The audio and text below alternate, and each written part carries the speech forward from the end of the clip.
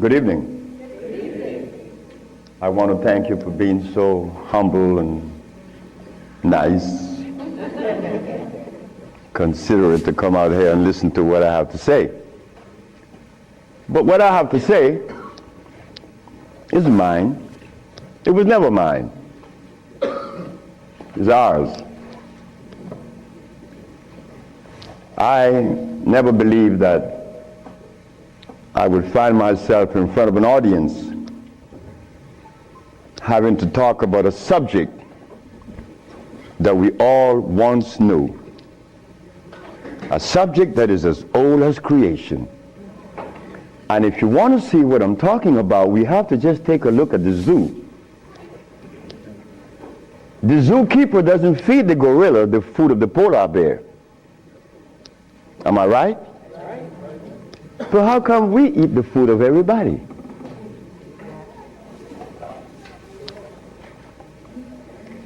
We'll begin this lecture by letting you know, first of all, I'm your brother.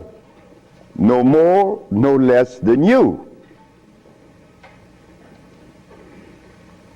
I can't be smarter than you. That's impossible. We have the same amount of brain cells. So how was I privileged to be navigated to this information? I don't know. I don't even question myself. I just like to live. As a little boy, I hated school. That is the truth.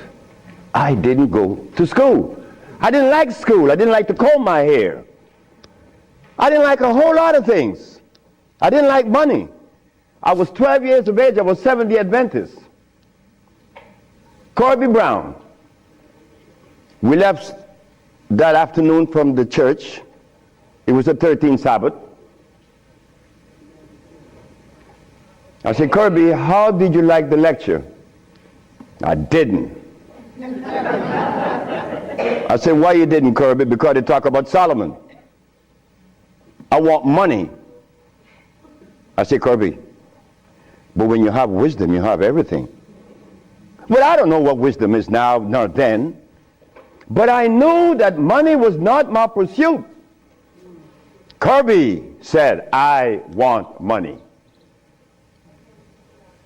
We were 12 years of age, 1945. I'm 72 years of age now. In 1994, a young man by the name of Tom Flowers came to me and said, guess who is coming tomorrow? I said, who? Kirby Brown. I said, well, if I remember correctly, Kirby said when we were 12 that he wanted money. I hope he made millions of dollars. I don't have any millions. I don't even have $1,000. But you don't. But that's okay. I live. I found that avenue, or it was shown to me how to live.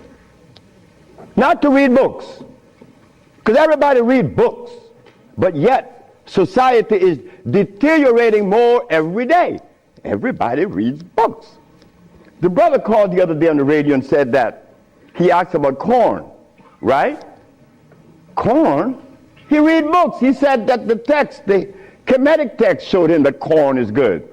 Well, he better examine his text, because corn was made by man. But anyway, Kirby said he wanted money. That was a Thursday.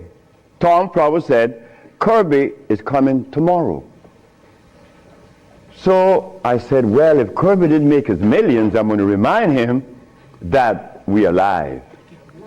We are alive. Kirby didn't arrive. Kirby would never arrive. They had to take axe to chop the hotel door down. Kirby died of a heart attack. Kirby weighed 390 pounds. Kirby wanted money. He became a cab driver in New York. I didn't want any money. I didn't want it then or now. Because it's not important in your life. It was never important in our lives. The Maya shows that.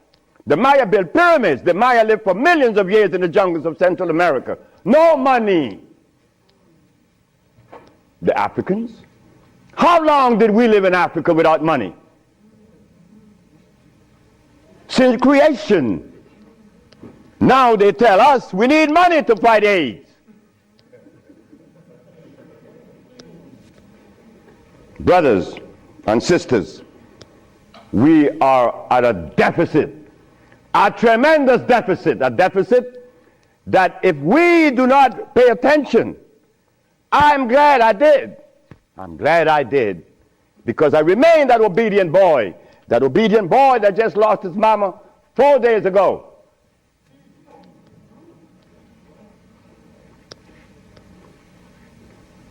I listen.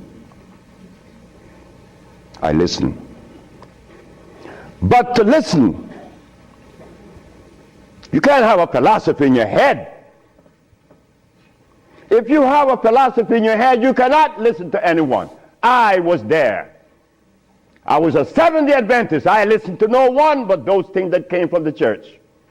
Well, if I were to listen to the church today, the Seventh-day Adventists, I'd be eating tofu. I'll be sick. You see? I'll be eating tofu.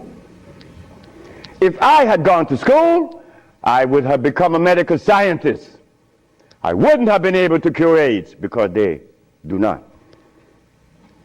They don't cure AIDS. If I had listened to all of the philosophies of Europe, I would have never been able to find the answer to the cure of diseases. But today, I'm going to share with you the African wisdom, the African brain, the African genesis, the African resonance, something that was never taught to us in the schools. Well, why should we expect the school to teach us something that would enhance our growth and save our lives? Why should the school teach you that? When in history has there ever been examples to show that one race of people is indebted to another? That has never been. Then you tell me that the white man is a bigot. The white man was never a bigot. He was never a discriminator. The white man is a person that obeys the first law of nature. Self-preservation is the first law of nature. So the white man, whenever he proceeds to preserve his race, and we sit back and say he's a bigot, it's only because we have lost it and we don't even know how to get ourselves out of this mess. I'm one of them. I'm you standing here. But one day,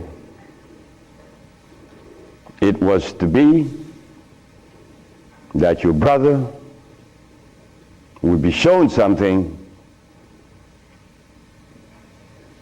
that would change the profile of things. I left my country, where I was born then. In 1953 to New Orleans, I became a merchant seaman. I was 20 years of age. As a merchant seaman, I became an engineer 5 years later. I'm a steam engineer. Don't ask me how I did that, because that's going to baffle you, because I've never been to school, and I don't read books. I don't read books now, nobody's book. I'm not even going to read my own.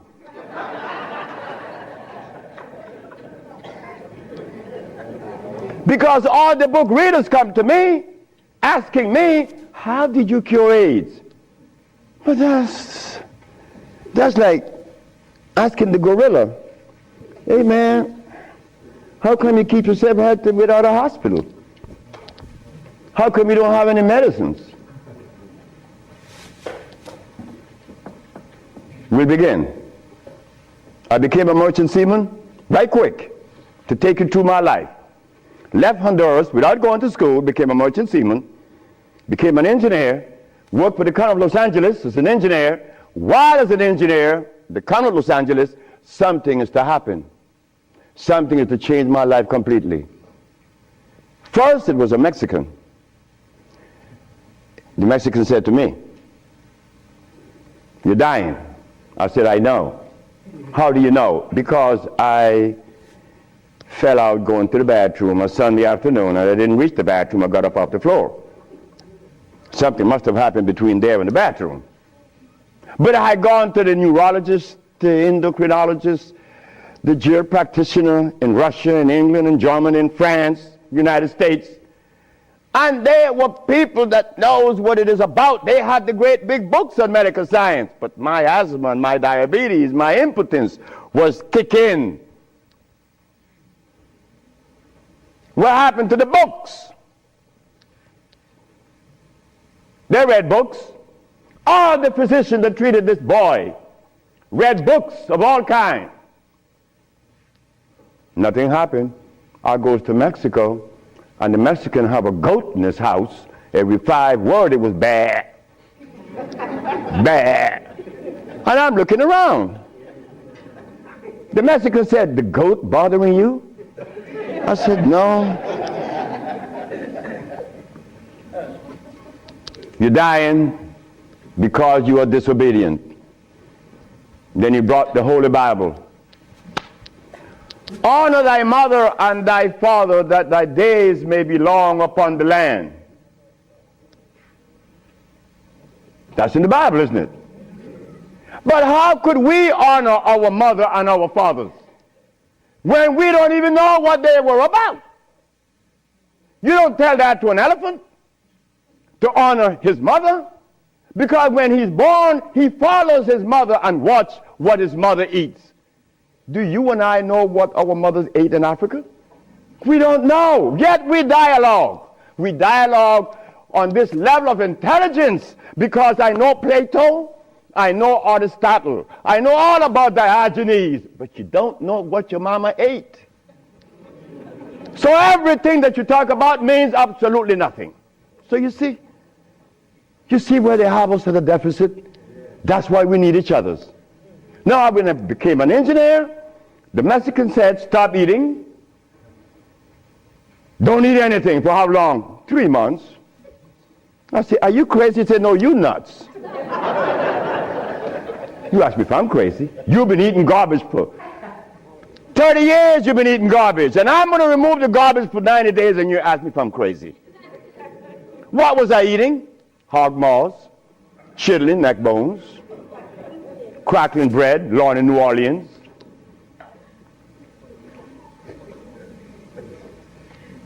Eggs, because the grown-ups told me when my penis wasn't getting hard, eat eggs, drink raw eggs.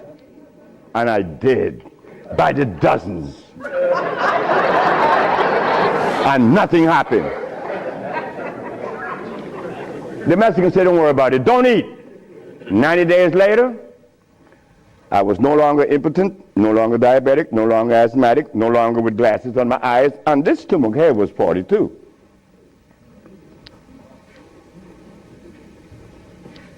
What happened to the science that the physicians were using? Medical science.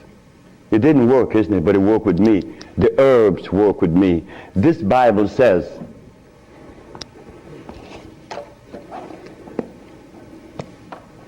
in the book of Revelation, it says 22 verse, and the first chapter, it talks about the herbs for medicine. Am I right? Well, ladies and gentlemen, what could have happened to us that when my brother, who was a preacher for 30 years, was sick, and instead of going to God's medicine, he went to the physician to get a chemical in his arm. My brother died 21 years ago. I'm not a preacher. I would never be a preacher. I told that to my mother. She wanted me to be the preacher. I said, no, no, no, no, no, no. That would be the last thing that I would consider. She said, why? I said, because I want to live truth. Even if it kills me, I'm going to live truth. And truth is, the Bible says that the herbs are for the healing of the nations. But the preacher, when he gets sick, he go get a chemical. What is the message he's sending to God? Come on, just be truthful. Let us be truthful today. If never again in our life, let us be that today. Why do we go to see the doctor to give us a chemical when the Bible says the herbs are for the healing? Why do we go? Well, you're going to soon find out. That's what affected me then and probably affecting me now to a great degree. More than I would ever realize. Because remember, I want to go to the blackboard.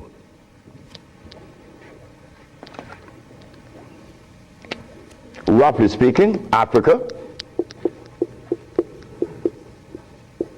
Way overhead, we put America.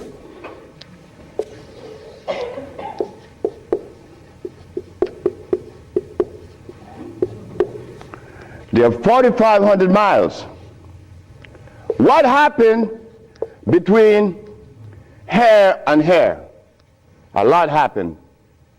You see, when we were here, without the mathematics, without the ABC, without the sciences, when we were here, we had something to our advantage that we no longer have here. We are blind here. Here we weren't. We were seeing. Why? Because God provided us with everything we needed here. And none of it was comfrey or rice and beans. There were no tofu. There were no soy there. There were no cows. And there were no hogs, no chicken. There were no flour. Those things didn't come from Africa. You see rice and beans and flour and cheese and meat and the starch that you eat, they all came from right here, from a laboratory.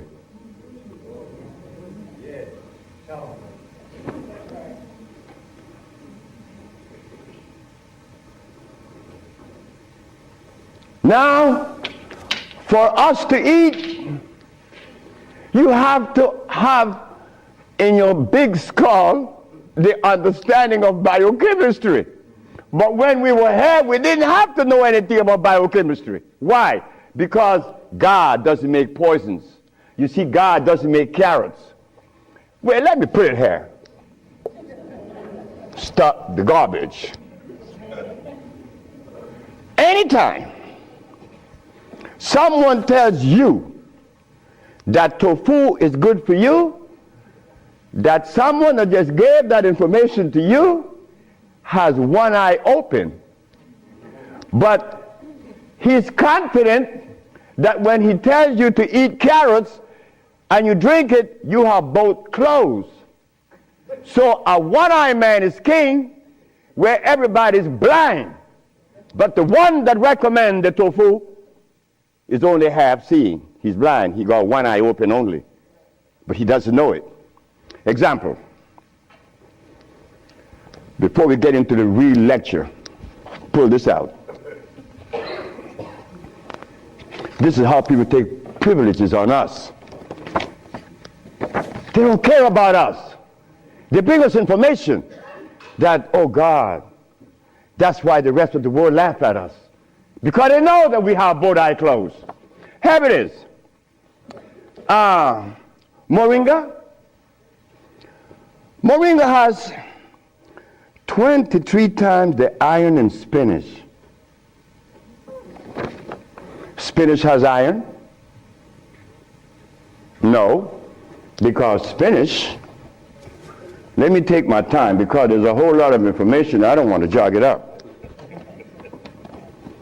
Anything that has a pH of 7 plus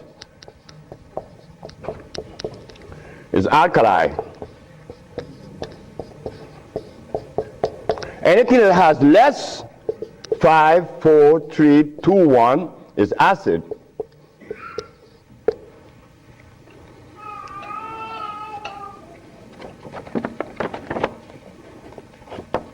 Spinach.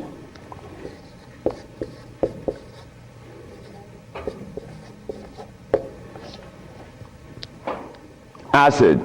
Why compare moringa with spinach? When spinach has a starch base, it has no iron. 7 times the calcium in milk. Milk has calcium.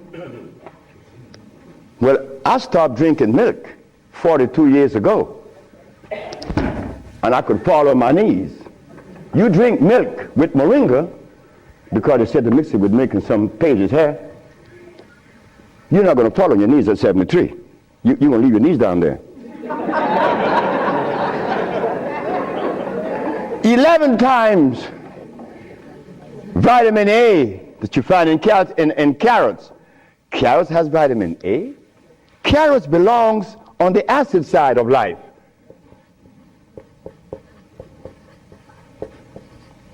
So right there, and they said it to mix with carrot juice.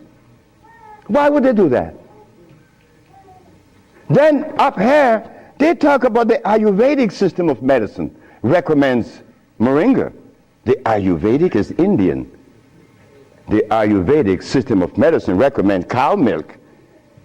The Ayurvedic system of medicine has never cured any disease, nor moringa, nor any other system in the world. You know what this is like? When Steven Seagal tells me to come to his house because he had a headache for 5 years.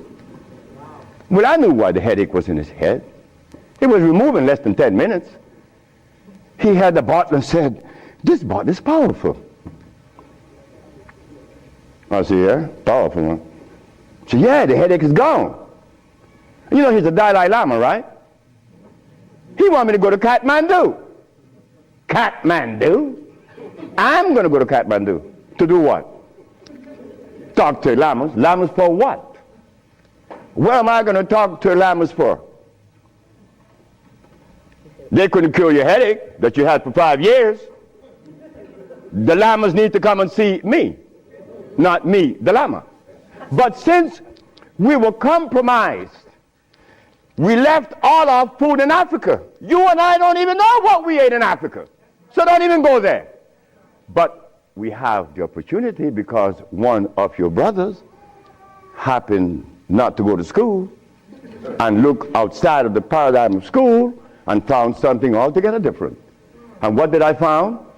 That anything that God made is on the alkali side.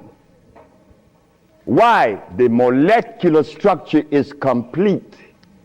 It was made by nature, not man. Anything that God made has no starch. That's another thing. Anything that nature makes has no starch. Anything that man made has to have starch because starch is a binder.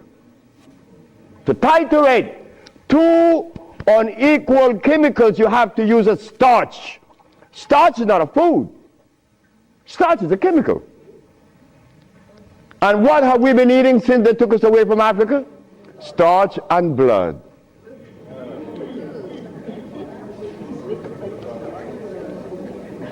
Starch and blood.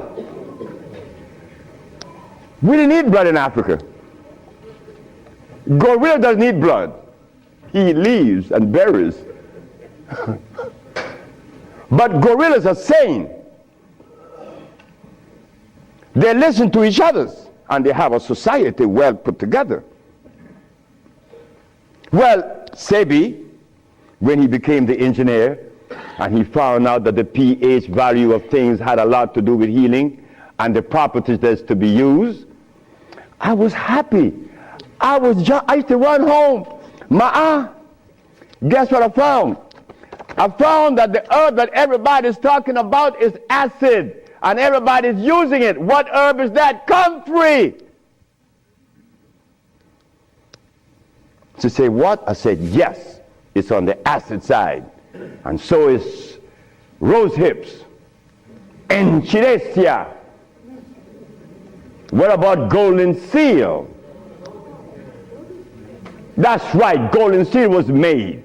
It's like the stick that you put in your mouth. They call what? What they call it? The chew stick. What they call it? Liquid stick. Everybody have liquid stick in their mouth, right? But liquid stick was made. It has 50 times more sugar than does sugar itself. It has glycerinic acid. You see, we didn't have to study biochemistry in Africa because everything we had there was on the alkali side, so we could eat anything. But when they brought us here,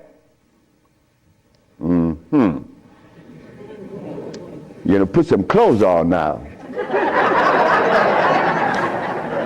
And after they put the clothes on you, come here, boy, you got to get in front of this classroom.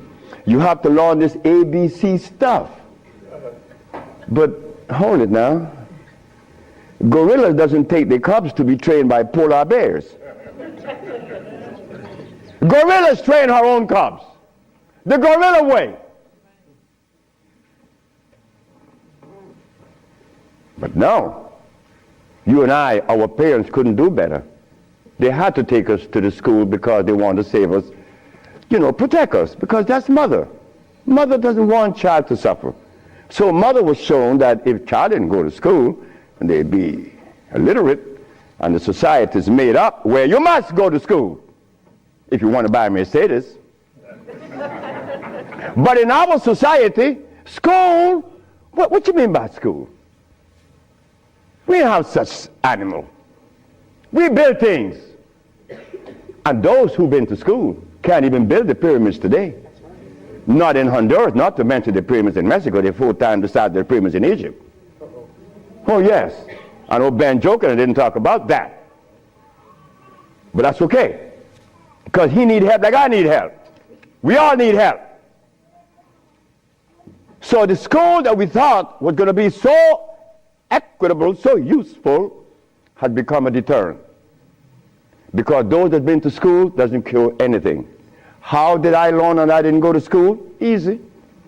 We baby-aged kids, we don't die. Right? We do it. I'm not wiser than you. I may be more mischievous than you. I know that because I do some mischievousness that you would not believe. But anyway, as an engineer, I went to work one night and I began to test herbs. And I begin to see that all the herbs that you guys are using are acid, every single last one of them, except for burdock, yellow dock. They're natural herbs. And the other one, which is the red clover, that's a natural herb. They're alkali. They're very good. So I begin by compounding herbs from all over the world. And lo and behold, a blind man was killed named Mr. Fredericks. Then the Japanese, Fred Takashita's wife was killed of endometriosis. She had a baby. She was never supposed to have a baby. It's a white lady from Utah. My boss brought his daughter and his brother with ulcers. They were cured. The boss came to me one afternoon and said, "So you're going to leave me?" I said, "Yep." He said, "You're going to leave me? On your resume, you said that you didn't go to school. And the only reason why I hired you is that I was curious to find out how could a man have an engineer license, never been to school. I wanted you to fail. But instead, you did something that is extraordinary. Are all black people like you?" I say, "Brett Howell," his name is Brett Howell. "Are all black people like me?" I say, "I'm the dumbest." "Yes, they're all like me and more powerful than me." "But how come they're not doing what you're doing? You killed the blind man. You killed my daughter of ulcers. Could they do that?" I said, "They could do it better than me.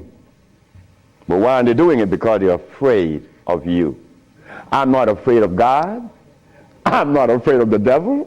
I'm not afraid of anything, especially you. Because I don't live in fear." So I say, "Brett Howell, the black man of America is afraid of you white people because you guys made him afraid of you. And you should not feel good about that. It's not about me hating white people, loving black or hating black. It's about understanding. Nobody's going to help us but us. Nobody in this world, whether white, black, Chinese, or Arab, could help us it's impossible for them to help us. Why? Because they don't know us. They don't have our genetic predisposition. Look, as a Christian, I used to eat pork. Of course I eat pork, and I love it. But as a Muslim, I eat lamb, which is 10 times worse than pork. So what do I do? Who do I turn to? So after I quit my job, the boss said, wait just a minute, because I think you're crazy. You're leaving your job as a steam engineer in 1980, when herbs in 1980, I'm making $2,900 a month. I'm going to leave my job with 10 years seniority to come after some herb that you didn't like.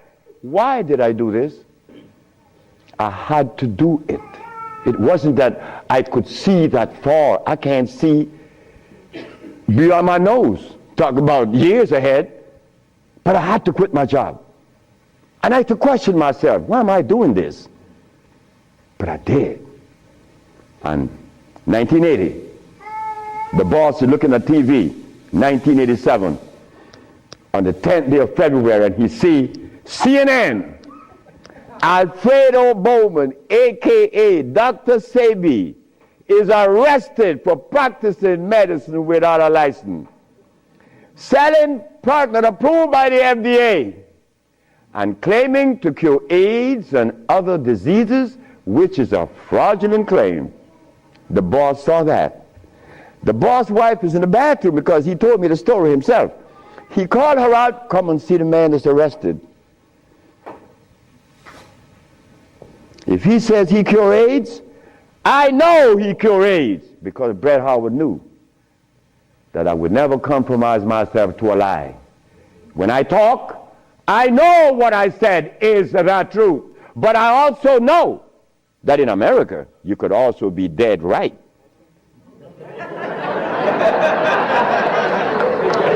But it doesn't matter. It does not matter. I'm 73 already. They killed me tomorrow, it's all over with. I rather reach 73. My brother, who was a preacher, he only got to 50. But I stuck with you, the black woman.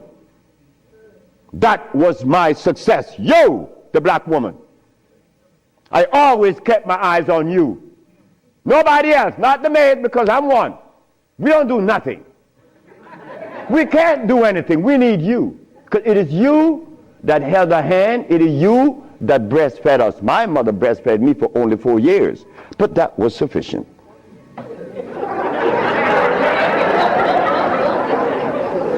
In 1962, two statements was made in a barbershop.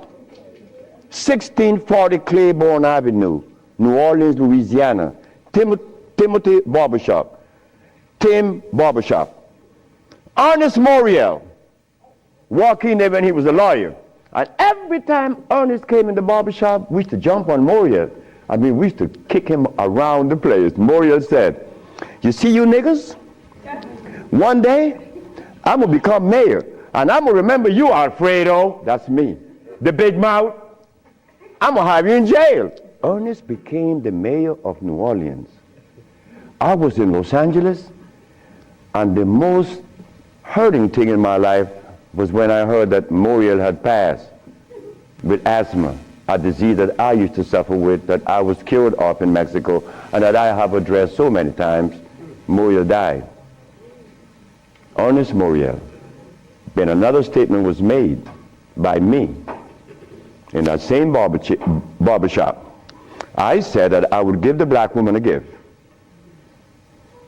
Brother said, Logan said, Sapphire? I said, yes, Sapphire, your mama. I said, she was the first, you came out of her. She held your hand. She teach you everything about the basic things of life, and then she cut you loose. Now she worth nothing. She's Sapphire. I'm going to give her a gift. 1962, that statement was made. But 1962, I was sick. I had asthma, I had diabetes, I was impotent, I had everything under the sun. But in 1964, I was cured, and years went by. Then I found out this is the gift to the black woman. The healing that I found is in your hands now, black woman. Yes, it's in your hands. So in 1987, I was arrested. And while I was in jail, I was the happiest man in the world. Because when I was 40 years of age, I was going to work, and I passed by Miss Louise Wright's house on my right, and I made a statement: I'm going to help humanity. And here it is. 1987 is the showdown. I was arrested. All of the people in New York that were healers, I don't need to call their name. They said, yeah. They got the big mouth. They were angry at me because I put an ad in the Village Voice and the Amsterdam News and the New York Post. AIDS has been cured by the USHA Research Institute. And we specialize in cures for leukemia, sickle cell, impotence, blindness, cancer, and others. Well, after all, I did it. Shouldn't I advertise it? You should be glad your brother's doing that. Because now you have a chance to share in the bounty, right? That's the way I felt. So I'm in jail and I'm wondering, how is the American Medical Association going to escape from this one? You see, in the past, herbalists, when they talk, shh, gotta be quiet. Gotta talk under the table, because the physician may get you. The FDA gonna get you. But we seem to forget the one basic thing. When they remove us from Africa, did they bring our food with us? Did they? Well, how could the FDA have such kind of power over us now? Come on now, just wake up to it. So I stood in jail thinking, how am I going to do this one? This is going to be a heavy number, but it's nice because I wanted this moment. I wasn't going to back down. What you mean, back down? I'm representing some black woman. I never had a father.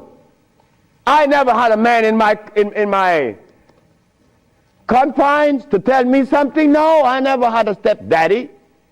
I had a woman. And then another woman, my grandmother. My great-great-grandmother lived to 124. Her name was Elizabeth. And she lived 70 years without a man. My great-grandmother lived 112. She lived 68 years without a man. My grandmother died at 100. And she lived 50 years without a man. My mother died 5 days ago. And she racked up 40. My mother died while I was coming to see you. I didn't turn back. You know why? The relationship with me and my mother was one of love. And she would have never wanted me to be there. My brother told my mother when I was about 10 years ago, he told her, yeah, you didn't like me. You didn't give me any love. You didn't give Fred any love either. That's me. So my mother said, what you say? You gave all your love to the pastor, not to Fred and me. My mother said, like, Fred, are you in on that? I said, ma'am, this boy was talking garbage. See, he told me he's serious. I'm never serious. I don't know what it is to be serious. I hear men talk about seriousness. Well, I don't know what you do with that. But my mama said, raise your hand up and open your fingers. Which finger would you elect to take off of your hand? I said, none. She said, thank you. My mother turned to my brother and said, you said that I didn't give Fred any love. Fred, you wanted my love? I said, nope. Didn't want it. I didn't need it. Because my mother knew if my mother ever interfered in my life, I would be upset. I was in the streets by the river all the time. My mother all mother knows the child that need her love, her attention. But she love all. But she knows the one that need the attention. I didn't want my mother attention. And she knew it. But my brother said that she didn't give him any. But the boy went to the 3rd grade. He owns a fishing fleet, he owns an ice factory, and he owns a fleet of planes. And he said that his mother didn't give him love. You see how we could easily make mistakes? Okay. Mother is mother and will always be mothers. The greatest gender on the planet. So while I'm going to court now, and I'm standing, the judge said, get the man out of jail, and I went to his chambers. Judge Shorter said, young man, you mind if I ask you a question? I said, no, sir. Why did you advertise that you cure AIDS? Well, sir, my mother's alive, Africa exists, and my face, and I would never offend any of the three. That's why I advertise that I cure AIDS. He turned to the woman at the desk and said to her, ask her, did you investigate this man before you arrest him? She said, no. Her name was Phyllis Spade from the Attorney General office in New York. She said, no. You didn't investigate this man before you arrest him? This man, the response he gave me, he cured AIDS. But AIDS is the easiest thing to cure. People think that AIDS is difficult. To me, everything is easy, and to you it should be too. And I'm going to show you why it's so easy. So the judge said, well, you out in bail. And that was February the 12th, I got out of the 13th. But the case doesn't begin until 88. September. I have a year and 8 months. Why the judge gave me so much time, I would never understand. So I waited. Trial date. This is where the showdown with black and white. Not better or worse. We are not better than any white man or Chinese, no. We just happen to be different. That difference has never been treated by any religion or philosophy. There is a difference that needs to be understood. So while I went into court, the judge said, well, Dr. Sebi, will you please begin? Where do I begin? Begin where you say you cure AIDS and the physicians say there's no cure. The physicians are 100% right. There is no cure for AIDS or any other disease. The judge said, just a minute. There's a contradiction here. The newspaper says that you cure AIDS. Then you agreeing with the physicians. That's a contradiction. No, it's not. When you limit it, it is. But when you leave out the box, it isn't. She said, help me. She said, of course. The physician take the position that there is no cure for AIDS or any other disease, and the physician are 100% right, according to their philosophy and their perspective. Their medicine didn't show them a cure. So how could they say that there is a cure? But the perspective that prepared me, there is cure for AIDS and every other disease. Oh my God, when I said that, the physician jumped up. Your Honor, Dr. Victor Herbert said, Your Honor, what other perspective could there be? After all, you know, this patent on us, the FDA has a patent on us. You cannot talk. The FDA talk, you shut up. Oh yeah? Well, I'm going to find out. So, the judge said, what perspective is yours? Dr. Victor Herbert, Dr. Bonanno, and Dr. Christopher said, how could there be another? I said, there is another, Your Honor. And what is the other? The African bioelectric cell food. I've never heard of such a thing. That's what the physician said. He had never heard of the African bioelectric cell food. I said, of course. But we have to remind the good physician that he have not heard of a whole lot of other things. But that doesn't deny the existence of the African biomineral electric cell food. What is it? Okay. The allopathic claim that there are multiple diseases. The African biomineral balance negate that position. There's only one. disease. Never been to. The allopathic claim that to treat the multiple disease you must use a chemical, which is violating God. Right? The African biobalance said no. It's a nutritional approach. Electric food. Your Honor, I told you that this man was insane and unscientific. He said there's only one disease. But there's only one. Remember, I'm the boy that didn't go to school. I'm going to break things down to the least common denominator. When I was a steam engineer, I found out that in a machine, thermodynamics I'm talking about, or an automobile, the only thing that could cause this machine to go bad is what? Short circuit, obstruction, overheating. The same thing with the human body. So what did I do? I put compounds together that would cleanse the human body of what? Of mucus. In so doing, AIDS, sickle cell, lupus, herpes, blindness. But it sounds too simple, right? Well, that's not my fault. They have complex things, and then they deal with the complexity. And boy, that's a job. But with us, on our journey from Africa to America, it was easy because the slave master had a ship and brought us over. But getting back to Africa, we get confounded. We can't go back now. We don't know how to go back. We better not even go back. Because when I tried to go back, this is what I did. My first trip with a passport was to Kenya. So I went to Kenya and they said, where your passport? I said, I have no passport. I said, I was taken away 500 years ago. I'm back.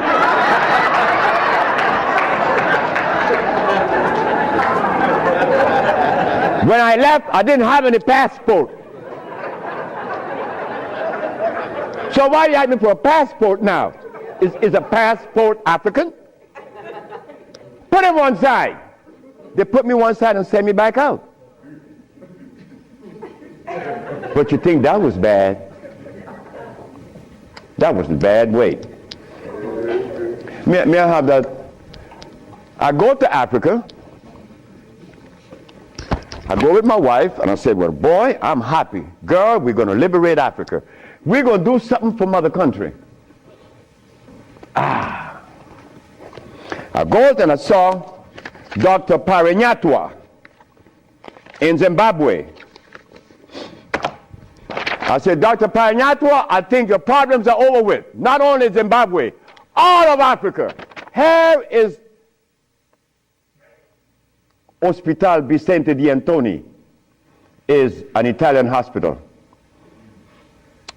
Department of Blood and Laboratories. HIV positive on the 25th of November of 1993. 17th of January of 1994, HIV negative. This boy named Altheo Lagos, this from the Red Cross, the Honduran Red Cross. It says here that this boy, it doesn't show any date of which he contracted AIDS. Why? Because he was born with AIDS. But down here it says he's negative on the 19th day of January of 1995. Another one. This one caused a laboratory to call for me. I thought it was funny. This is the next one, the other one. His name is Alex Suarez.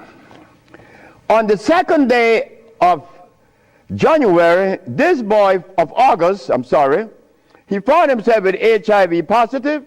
On the 19th day of August of the same year, 17 days later, the boy is no longer HIV positive.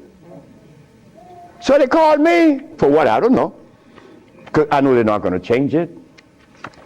Now, this one you're going to like. This one is from the San Diego Public Health Laboratories. It says here that this man has a HIV-1 RNA 26,205. The boy was supposed to be dead at 25, right? Just go to the other page.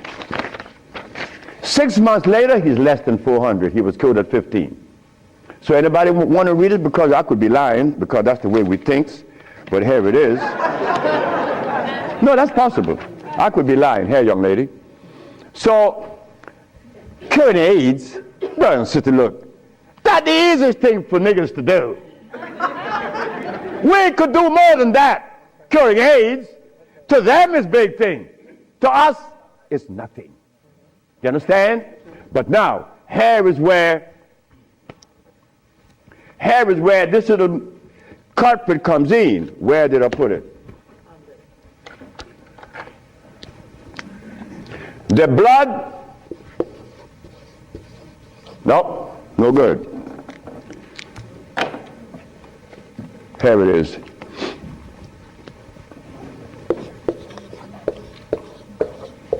Blood and starch.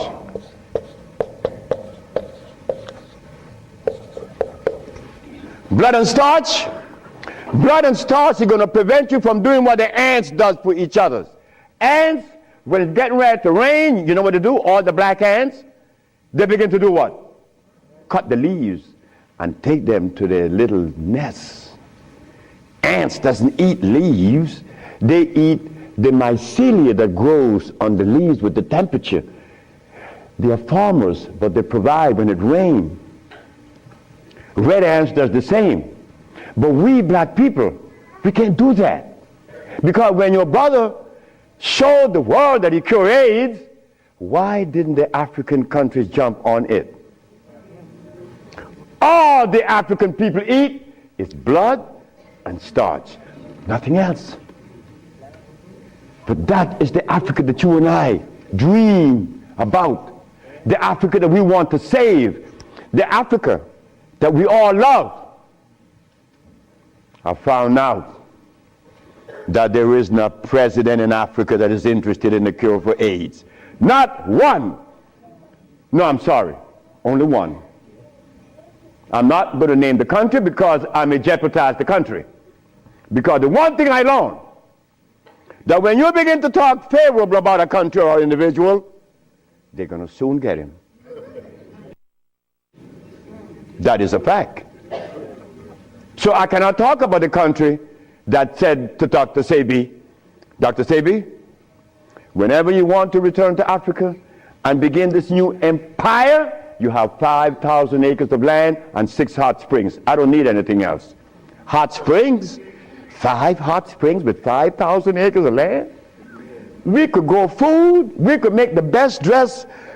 I said, sir, I am not going to come to your country unless I'm able to grow marijuana. He said, marijuana? He said, wait just a minute. He said, I can't do that. I said, well, the compounds I've been giving your nephew that was autistic, that now is talking, was marijuana. And as for you is concerned, when I came here, you weren't walking. You were dying. Now you're running up the steps in the presidency. Yes, marijuana. That's a God's product. That's not cigarettes. You see what happened? My brother used to smoke cigarettes, but my brother didn't know that the tobacco that he was smoking was artificial. God didn't make that. But marijuana, God did make that. So it must have been a good reason why I was told in school that everything God made is good. Well, I know that. I live that. And I always will smoke it for as long as I live. Why? Because I have that right. I have that right. It's not everybody that uses it, from autism to arthritis, is cured, because everything that God made is good. So as I go to Africa, all happy, I came back with my tail between my legs, because it ain't happening. It ain't gonna happen. They're not interested in that. But the one thing I noticed today and yesterday, and you may have heard it, President Clinton and Sanjay Gupta. They found the end of AIDS. How could they find the end of AIDS when they have not found the end of diabetes, the end for sickle cell, the end for any disease? But they're going to tell us that they're going to bypass these lesser diseases and jump on the major one, and they got the cure for it.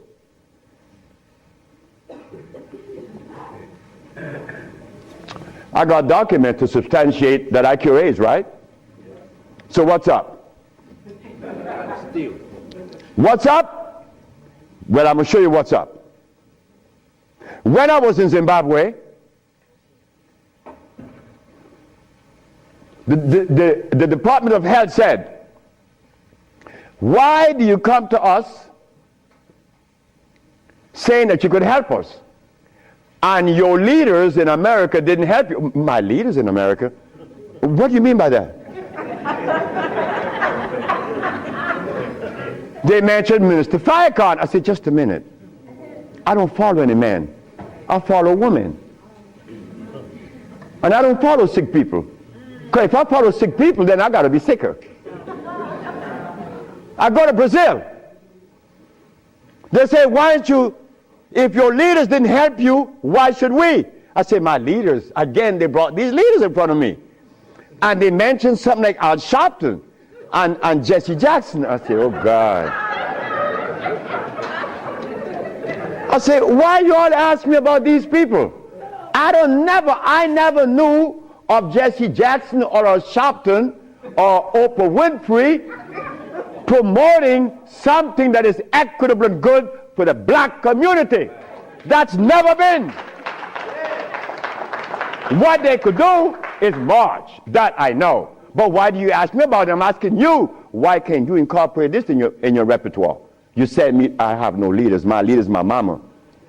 The biggest testicles on anybody I've ever seen, they was on my mama. So don't ask me about leaders. I don't follow leaders. I never was part of that thinking.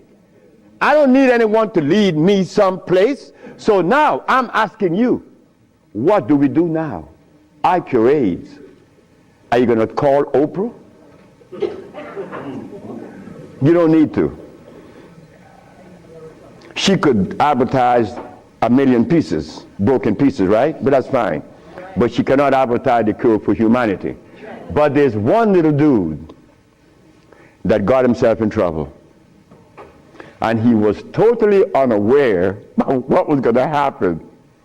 This little dude, I'm home with my wife, enjoying myself, a Sunday afternoon, looking at TV, somebody threw a rock on my window.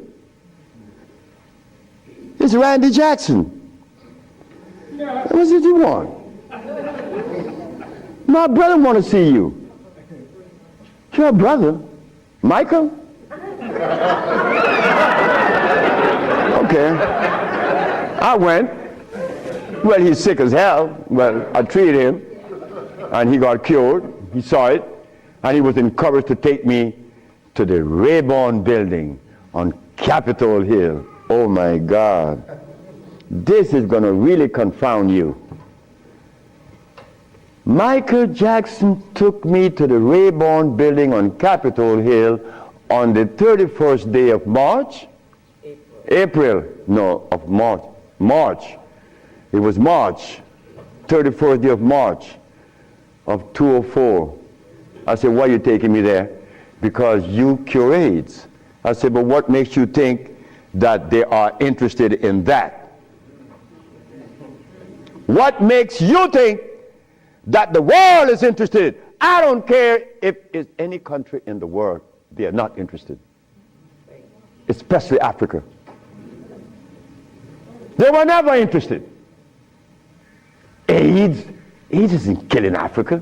Hepatitis C is killing Africa. All of West Africa is red line for hepatitis C. What you talking about? But they're Muslims. So they have to eat the Muslim food, which is goats and lamb.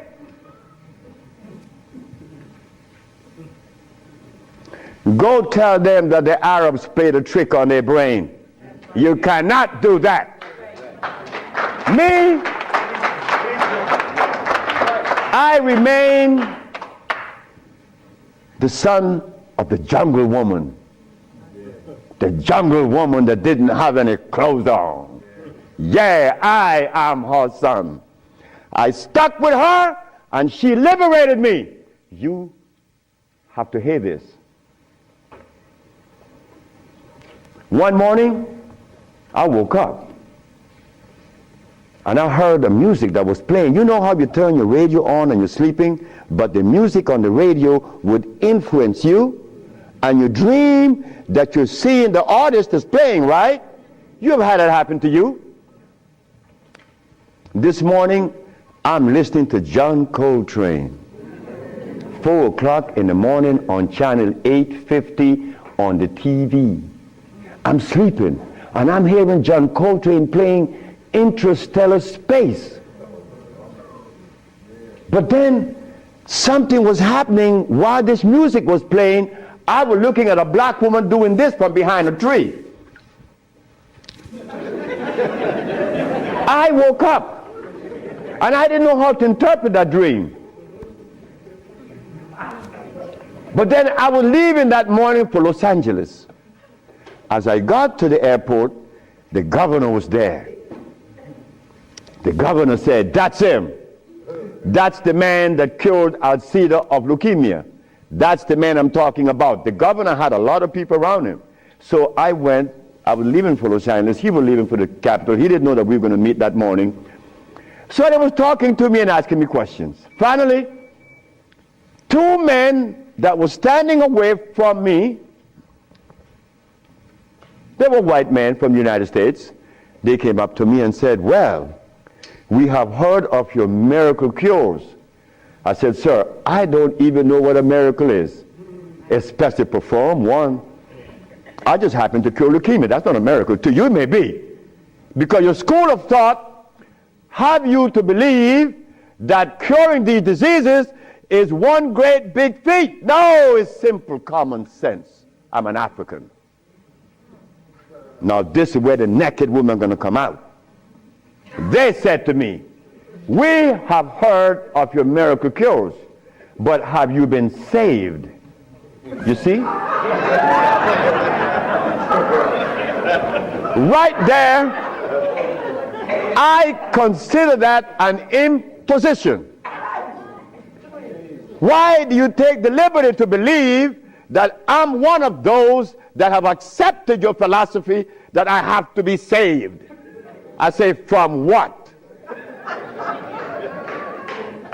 The man politely answered and said, "From your sins, of course." I said, "Wait just a minute." I said, "You know, man, while you guys were standing over there, I said," and I looked at you both, and I said, "Two very intelligent young men. But now I have to question that." He said, "Why?" I said, "Well, because the color of my skin should have prevented you from asking me that question, have I been saved?"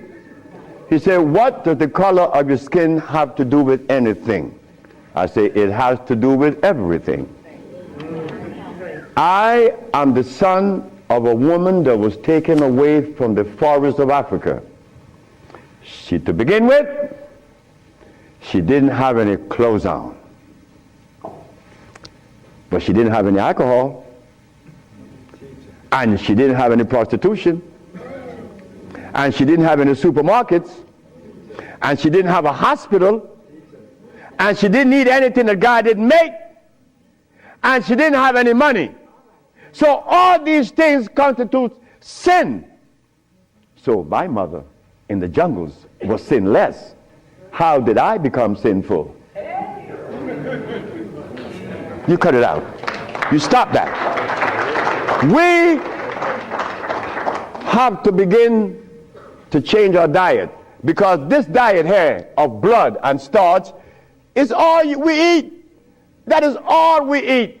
And then with this diet of blood and starch, which confounds their hormonal structure, we have the nerve to tell each other's, "Brother, you were wrong.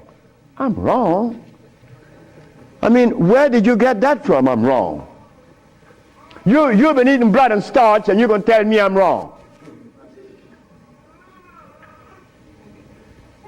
No. We got to stop it. Because the blood and starch is why I couldn't penetrate Africa. So, you forgot, right? I'm in the Rayborn building. Who is present? Sheila Jackson Lee from Texas, right? John Conyers, Illinois.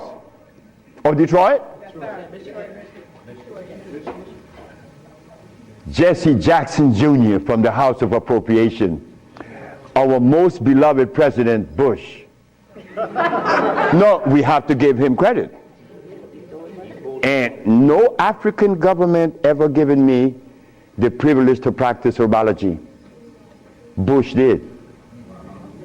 Bush appropriated $5 billion to fight AIDS in Africa, right? And the African government didn't appropriate one dime. They didn't want their brother to do it for free. So Bush stands out way above there. Bush gave $5 billion, and Jesse Jackson Jr. is there.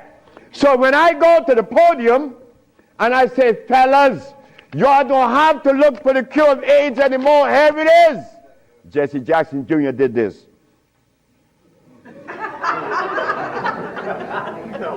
I said, I'm going to talk about this. I have to write about this in my book. Because you, not me, but you and I believe in the leaders. We hope that they could do something, right? Well, they had a chance. So 17 African ambassadors. Only one came to me from Mali. The only man came to me and said, Dr. Sebi, I have to respect your position, and I appreciate your position. You have proven that you cure AIDS, and I would like for you to go to Mali. But that's not the country I was talking about previously. He just presented himself that day. But Jesse Jackson Jr. didn't tell you that I cure AIDS, right? He didn't tell his daddy either, isn't it? And Miss Sheila Jackson Lee didn't talk about it, right? And so did John Conyers. So who gives a damn? You see? But that's good. That's good. We don't need leaders, isn't it? So we're going to do it. Because we're doing it now. Because those black women I'm talking about, there's one sitting there. They are going to tell the world we cure AIDS. But last night, Clinton and Sanjay Gupta is on CNN talked about the end of AIDS. How about the end of sickle cell? How about the end of lupus? How about the end of herpes? How about the end of blindness? They didn't find those, but they find the end of AIDS. How is that possible? Are we going to buy that too? Are we going to let them continue to say that there is no cure for AIDS when your brother is curing it? So we are guilty. We are the ones that's guilty, not the leaders, because they're sick. All the leaders are sick. You can look at them and tell they're sick. So we have to forget about the leaders, right? So which animal in the forest follows a male? None, right? They all follow females. So how did we begin to follow males? I mean, that was the most, look, the one thing I wanted in my life was a woman laying by me as my significant other or my wife, that she didn't have a God or a devil in her brain. That woman is sitting there. Because I could not have a woman laying by me and she worshiping something else. I mean nothing to her.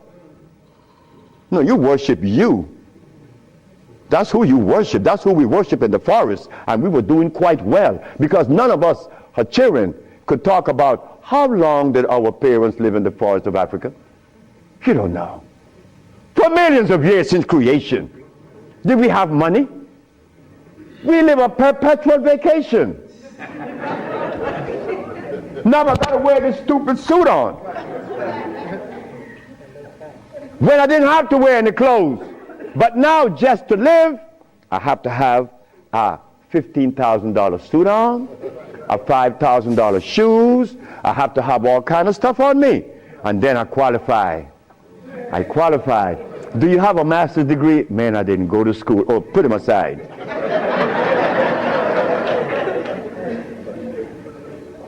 So in essence, there's no one on this planet that is interested in the cure for any disease. None of the leaders, none of those who are talking, they are not interested. It was simple. It was understanding that is alkalinity that cures, not acidity. And any healer that comes to you with these things, like adding carrots, like moringa, it says here, one of the things that I are careful with, it says here, if you add carrot juice with it, it's going to help you. But just a minute, carrot was made by some dude in Holland. It's very acid. So this moringa knows that you have both eyes closed, so I could sell you anything. We don't want that anymore. We don't want to tell stories anymore. We don't want to protect the stories anymore. But you see what happened? When you have been healing or call yourself a healer for 20 or 30 years using comfrey and rose hips and recommending tofu, and someone come on the set and says that you may not be quite right, man, you get off there. You begin to get crazy. You begin to go crazy on that person because you have invested 30 years and people know you, and now you can't turn back and say, I was wrong. Well, I was wrong. And it was one little lady, 94 years of age, named Mrs. Holloman. I was along with the rest of the healers. I was reading these books by Jethro Kloss, Alma Hutchins, Indian Herbology of North America, Myers, Christopher, also this other named Shooks. And they all have calcium in it, so I had to believe that, right? And I went to Mrs. Holloman. I said, Mrs. Holloman, you got to drink carrot juice. She said, sit down, boy. I think you're crazy. I think you're out of your mind. I'm 94 years of age. I don't wear glasses. I don't need you to come and tell me to drink carrot juice because I know that carrot is a poison. I was in Rattan, the island of Rattan, and a woman was listening to me talk, and she asked me, what is the best breakfast in the morning? I said, I don't know. She said, a glass of hot water. I know she was right. The sister was right. So in essence, all of the hoopla about AIDS was just noise. We've been curing AIDS since 1984. Why didn't you know about it? The media didn't let you hear it, right? Jesse Jackson Jr. didn't talk about it, right? Well, I think in the book I have to mention his name because this is what's happening. They're lying to us, and we have to stop it. We have the cure for every disease in the world. We, the black race, is responsible. Not the white, not the Chinese, not the Arab. The Arab need help. They need help now. All Arabs need help because there's no way in the world where you find the highest incidence of eye problem like Arabia because they eat lamb. But could you go and tell an Arab to stop eating his lamb? It's like going to tell someone that uses cocaine, stop. Then you're crazy. Like going to Africa and tell a Maasai, hey Maasai, you only live 47 years, man, and you're going to die because you're eating raw blood and starch. He's going to chop your head off. And he should. Then we go to Guinea, and my wife came to me running. She said, the young man in there with his wife, he's 19. And she's complaining he's impotent. At 19? She said, yes. My wife came with it. What happened? We asked the boy, what does he eat? He eats cassava. Cassava?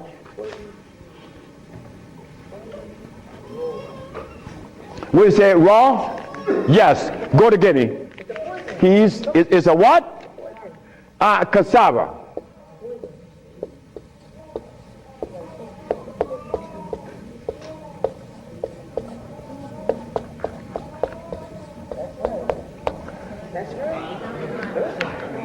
I want you to go to any African country and tell them, no, just ask them, please, why do you eat cassava? Oh, this is African. This is from history. Hey, African, I know you've been bamboozled too, because cassava is not a product of nature, nor of Africa. Cassava is a starch that needs the aid of a man to grow it. Cassava cannot grow by itself, and it has cyanide. But the cyanide has already affected the brain. He cannot think for himself. It's like talking to a Haitian or a Brazilian. In fact, the only country that I have ever visited that have people dark like me, but nobody in Brazil is black. Brazil. If you go and research the census of Brazil, you will never find a black person in Brazil. Everybody is white. That is how much they have offended us, that we hate the very image that God made. Something is wrong. Something got to be wrong. Me,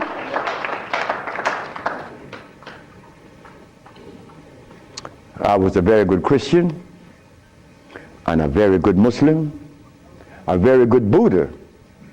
And I wanted to join the, well, I don't want to mention it. But anyway, I was a good everything. But what I found, that they were feeding me the wrong food. And I had to deny all of them because they feed us garbage.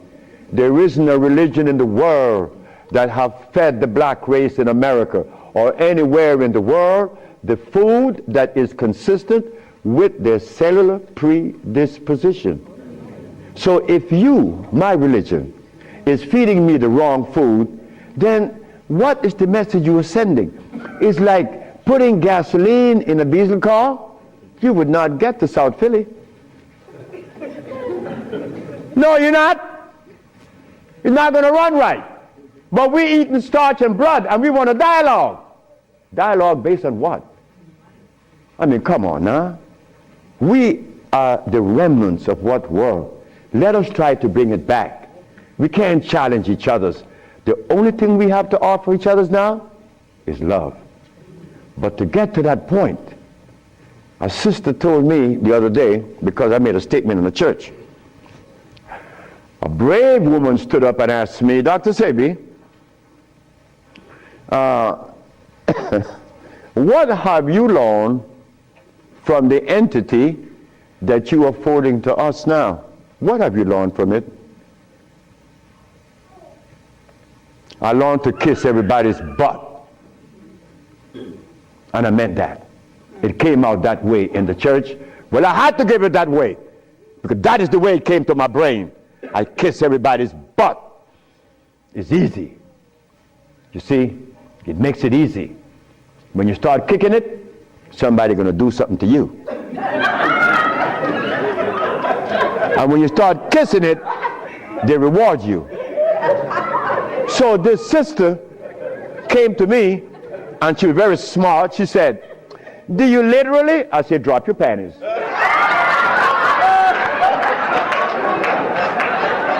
Well,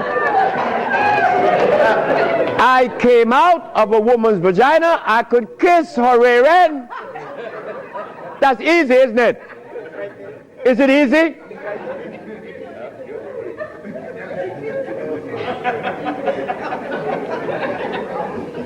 See, I have no what you all call shame. I don't know what that is. I'm not serious, I'm not ashamed, I'm not a man, I'm a male. Beyond that, I don't know. You guys are men, I'm a male, I stay there. It's easy. So brothers and sisters, look, the deal is this. We have the cure for AIDS. Now you're going to get a chance to ask questions. So ladies and gentlemen, I want you to ask whatever question comes to your brain. Feel free to ask. I mean, please, don't you hesitate. Don't you feel that you have to restrict yourself. I know Brother Adis is here. He may ask a few. I'm glad to see the brother. You know, Brother Adis is a brother I've been knowing for years. Stand up, brother. When I saw the brother the other day, I was very encouraged because the brother looks good. Yes, sir. I appreciate the brother. The brother looks good. The brother, I remember him on Sultan and Kwasi in New York. I would hope that Kwasi would come.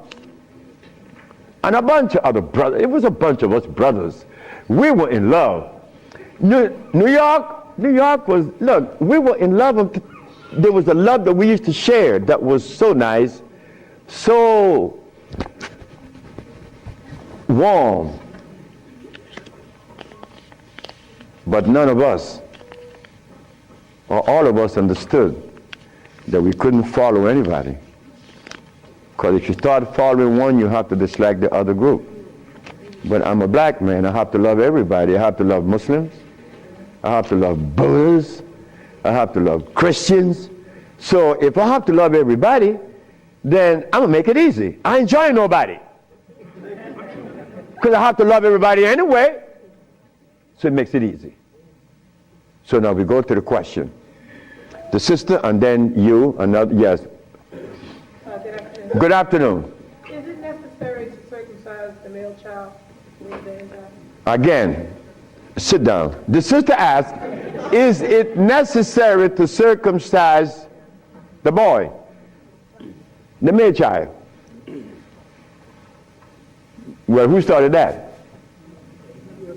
Europeans. Who? My last little girl was born. I said, I told her mother, if this child is born and I'm not here, you will not cut the navel string. Okay? You understand? Listen to me now, Fanny. You will not cut this baby navel string. Okay? And I'm going to tell you how to do it. When the baby's born, you put the baby on your chest and let the baby suck your breast. The placenta is going to come right out. You put the placenta in a bowl and put some flowers on it. Keep the navel string attached to the baby until the placenta. 4 days later, it falls off the baby. You throw away everything. No cutting, no stress. No, it isn't necessary to circumcise, because I was never circumcised. It was you. Next. I've been treated by you before and was very successful with it. But I'm a backslider, and I want to know, what is the cure for AIDS so I can get back on track? She said that I treated her before and that she was cured, but something happened. I don't know. She wanted to get back on track. And the next question about how do I cure AIDS? Well, I have a daughter now that's 21, and she's the key to beautiful things. She's the daughter of this woman. Her mother hated me, and with all rights. The woman was right. Oh God, she was right. I have 2 wives in the same house, and this woman is in love with me. Oh God, this nigga is crazy. He's a Solomon. Nigga, look, you are a jive, MF. Her mother cursed me out. She cursed me out, and I'm standing looking at Miss Margaret, and I could see the hurt in her eyes, because this woman is in love with this man that already have 2 wives in the same house. Boy, what do I do? And I find myself in this triangle here and don't know how I got in it. But years went by. No, she got a baby. She got pregnant. They kicked her out of the house. But that's okay. She had the baby, little girl, Zave. Zave grew up. Zave was 19. She cured her mother, her grandmother, of diabetes. The little girl that this woman didn't want to come into the world grew up to cure her of diabetes. Last month I got a notice from the mother that Zave just killed a woman in New York of AIDS. How do we cure AIDS? It's simple. We put the compounds together to address the mucous membrane, to cleanse the mucous membrane, to cleanse the bowels. Simultaneously, we went to the forest and found the herbs such as over here on the alkali side, foggy. I couldn't see. I was already wearing glasses, but now it's worse. But on the 17th, 18th, 19th, on the 17th day I woke up, I was looking at the ceiling, and I remember feeling so calm, a feeling that I had not experienced in many, many, many years. I was calm. On the 27th day, I didn't hear the wheezing in my chest from the asthma. My diabetes, I couldn't find glucose in my sugar. But on the 57th day of fasting, of not eating anything, I had an erection. Why? Why? Aha! They drain out. It drained out because I was taking these herbs and drinking water. Taking these herbs and juice and drinking water. And the body got a chance to do what? Cleanse itself. You see, it's easy. It's easy to bring back that happiness that we could love, that we could share. Instead of finding faults, I did an experiment.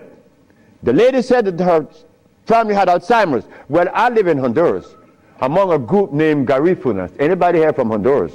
No, I know the Garifunas. You from Honduras? No, I'm hung out in Belize. In Belize, okay. With the Garifunas. My grandmother is from Cookie Tree, Belize. My grandmother showed me, look boy, the Garifuna people has been compromised so much so that they live far away from Africa. The Garifuna and the Brazilian are two groups. The closest black group to Africa is right here. Not even in Africa are they close to Africa. But the Garifunas eat cassava. They eat cassava. That starch, they make a special instrument that squeezes the cassava juice out. And they make sure that the hog never comes around, because the hog drink that, he's dead in 2 seconds.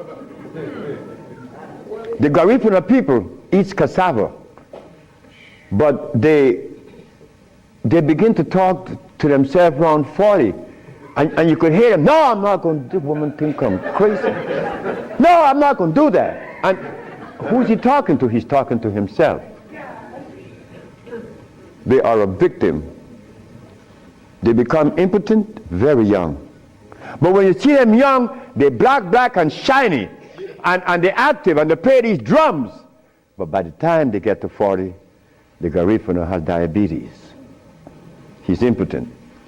He's sick as you possibly could be. But nobody lives to tell the story, like my wife always say. Next. Dr. Sebi, can we just take a break real quick? A break. Yeah, we have to change the tapes. A break, he says. We just begin this stuff. And then we can come back. That's okay, change the tape. Yes. That's okay. He's getting it. Hey, you come back. Where's the bathroom?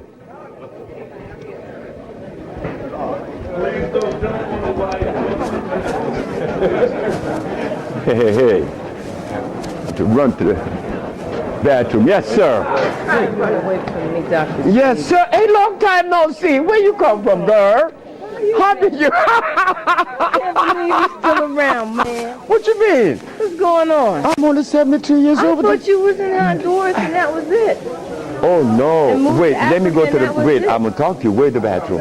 Oh, find out, because I have no idea. Where's the bathroom, brother? Yes, sir, my brother. Yes, sir, my brother.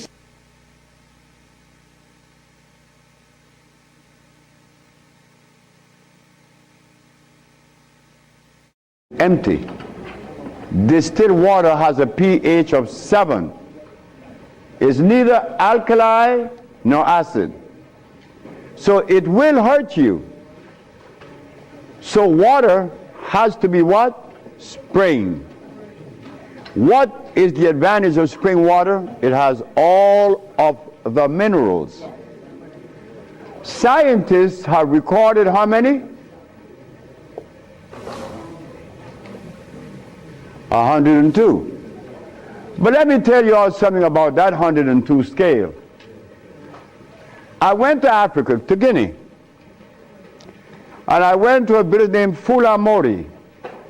Fulamori is dry like the desert. But I was taken to Fulamori because I told the president of Guinea that Guinea had thermal waters, and everybody told me no, including him, the president.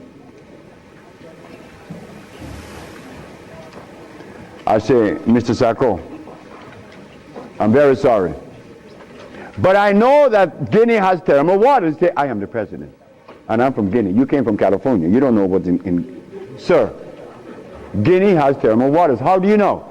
I said, when I got off the plane in Conakry, I saw some red rocks. Red rocks does not appear unless there's volcanic activity. And where there's volcanic activity, there's water. There's hot water. So he sent, I asked, who were the people in Guinea before, say, the French? They sent to the archive, what you call the Department of what? No, geology. No water. The president said, you see, there's no water. There's no hot water in Guinea. I say, Mr. Sacco, who was here before the French? The Belgians. I said, could I go, or could you send someone to investigate? My wife and I was out in the street. We came home late that evening. We came home to find the president doing this in his yard. He's walking to and fro, but he had this paper in his arm. So when I came in the gate, I could see him walking to and fro. When I came in the gate, he said, Dr. Sebi, they found the thermal waters in Fulamori. I felt so bad. I felt really let down, because why should I have to leave California to go to Guinea to tell them of something that they had and they didn't know? Something wrong with that. Anyway, they arranged a caravan and they took me to Fulamori with her. This woman is crazy. You could look at her head and tell she's crazy. When she got to Fulamori, she saw where it was green and water is flowing, and it's so nice, you know, thermal water brings madness out of you. She took all her clothes off in front of 5 Muslim men. Jesus Christ.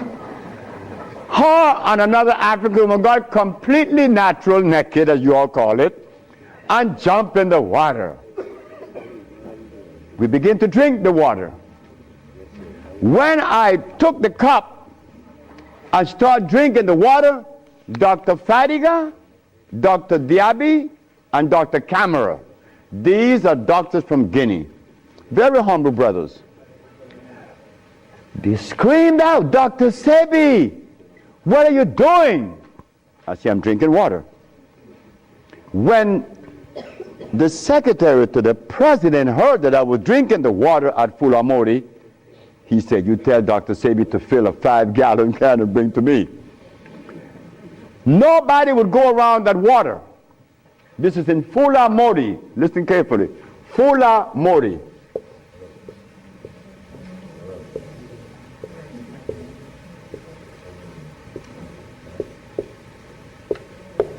This is in Guinea.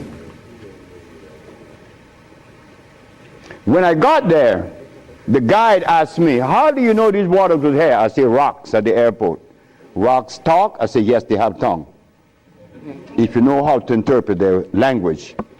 He said, well, yes, the water's here. We just surprised that you know. I said, I saw these rocks. You see, I didn't go to school. I read nature. I don't read books.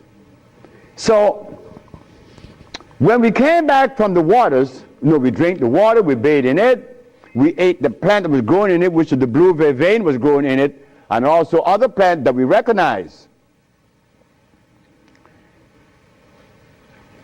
Did you know that in the reports that the Belgian people had made on these waters at Fulamori, they stated that the waters in Fulamori had these very strange mineral that was unrecorded. This is why the people in Guinea, when they go around Fulamori, by where the thermal water is at, the water would give off these fires, flame at night.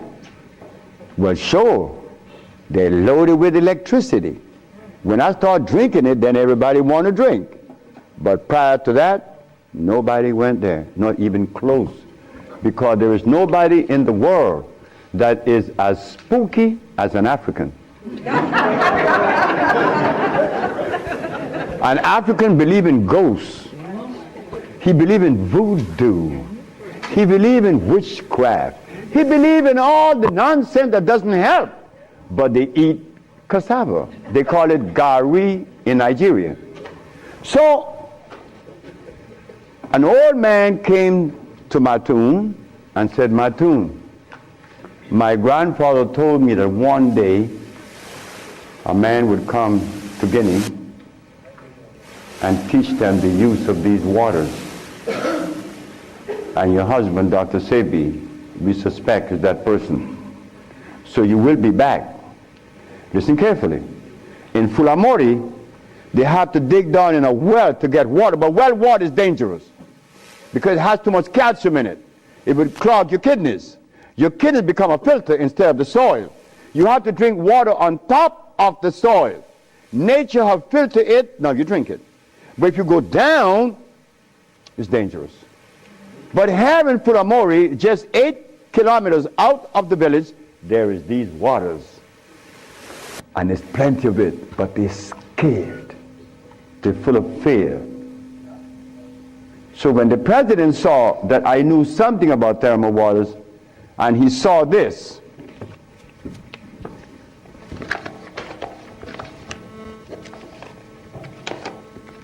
this is very important. He saw this and he asked me, could you come and build one? This is the village that you heard of in Honduras. This village was built by a man that has never been to school, doesn't know how to read nor write today. His name is Chilo. He still works with me. He built this village with me.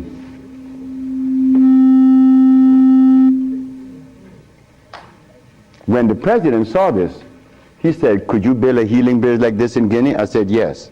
He said, well, you have all the land and you have all the thermal waters. But I haven't been able to go back because I had to repair this. This was damaged. I had to change the roof and the ceilings, new bathrooms. I had to sidewalk because you American brothers and sisters, you all are used to a certain level of convenience. And I didn't want to take into the jungle where there's scorpions and, you know, all that kind of stuff. So I provided you with an environment that would be, you know, pleasing. So yes, waters are important. Africa has a lot of thermal waters, but they don't drink it because they're scared. But water has to be natural. It has to be consumed the way nature afforded to you. Distilled water has the intervention of a man, you know, like a church. You can't go to heaven unless you go through a preacher. And you have to give him some money because God needs money. You see, God is not satisfied unless you give up some coins. Next question. Next question. Yes, good day, Mr. and Mrs. Zorbi. Zabi. My question is, I know a young gentleman, he's 21 years of age. He was stricken at the first of the year with GBS, Guillain-Barré syndrome. It's a peripheral nervous disorder. Would you elaborate on that for me, please? And let me know what herbal remedies that I can suggest to give him. It's a compound. It's a therapy. Everything I have needs a therapy to address it properly. You said it's a central nerve condition. Again, but the central nerve system doesn't go out by itself. Okay. There is something wrong in his intestines. Because when I was growing with this herbal journey, Yes. I thought that making a substance for the central nerve system was all I needed to do. But then one night, the wife asked me, well, hey, like, if the nerves are bad, we have to think about what caused the nerve to go bad. And I found it was right in the intestines. We have to flush something that's in the intestines. We have to repair the damage down to the brain. But you have to see her. It's not an herb. It's a therapeutical package and treatment. Thank you. Yes, ma'am. Good afternoon, Dr. Sebi. Good afternoon. My 22-year-old son had a kidney transplant 8 years ago. He has both his native kidneys. He's on nearly a dozen different medications he takes twice a day, anti-rejection drugs, etc. How can I get him off? Because I believe that, he can come off of that and that his native kidneys can be revived, but I don't know how to do that. Why did you remove his kidneys? He was actually born with post-urethral valves. Okay. And he was predisposed to urinary tract infections, and he was placed at about a year old on a prophylactic amount of antibiotic Bactrim when he was about a little over a year and a half. And when he was 8 years old, the doctor said that he's doing great. He was at his proper growth, etc. And they took him off without doing the prerequisite tests to determine that he still had reflux. So when they took him off of the medicine, he went into a coma because he became septic. And he got very ill. He was in the hospital for about 2 or 3 months. Excuse me? He's still septic. No, he doesn't have sepsis anymore. But he's in the hospital? No, he's 21 years old now. He's home? Yeah. This occurred years ago. Years ago? About 8 years ago. And where is he now? The state that he's in, what state is he now? What is occurring? He hasn't had any kind of infection or hospitalization in over 5 years. And he's been on a pretty healthy diet, but, as I saw today, I'm giving him too many acidic foods because I do give him carrot juice. So what I need to know, well, first of all, to answer your question, he hasn't had a hospitalization or an infection in over 5 years. That's good. Yeah. So you want from me? I want to know how he can come off of all these medicines. Okay, good. Because they're supposed to keep his body from rejecting the kidney. Yes, I understand. And he got one of his father's kidneys, so he's got a good match for a kidney, but, See the young lady and give her your name. Okay, I have your number, so. That's it. We'll deal with that. Thank you. Yes, ma'am. Great to see you. Optimal diet, raw versus cooked food. Raw versus cooked food. I'd rather cook food. Why? Good.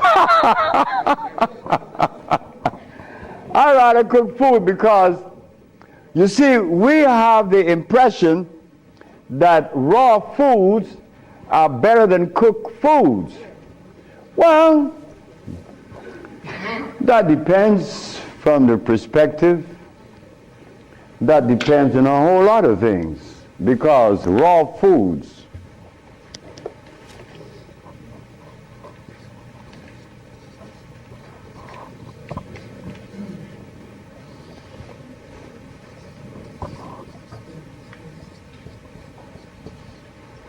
anything that Mother Nature makes are alkali, right? Alkali means it is electrical, meaning it never dies.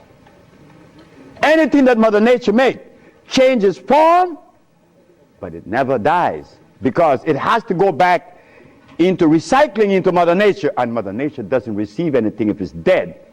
Mother Nature made live products go back in.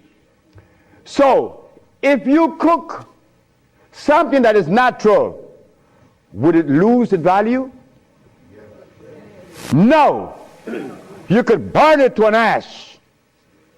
It still remain electrical because it is alkali. You cannot kill alkalinity. But in acidity, you could eat it raw.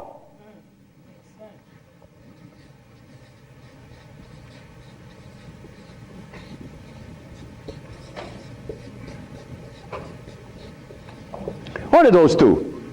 We start right there. This is a vegetable.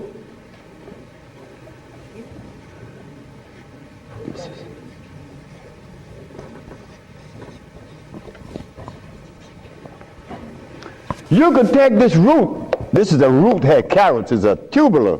You could eat it raw. It's going to poison you.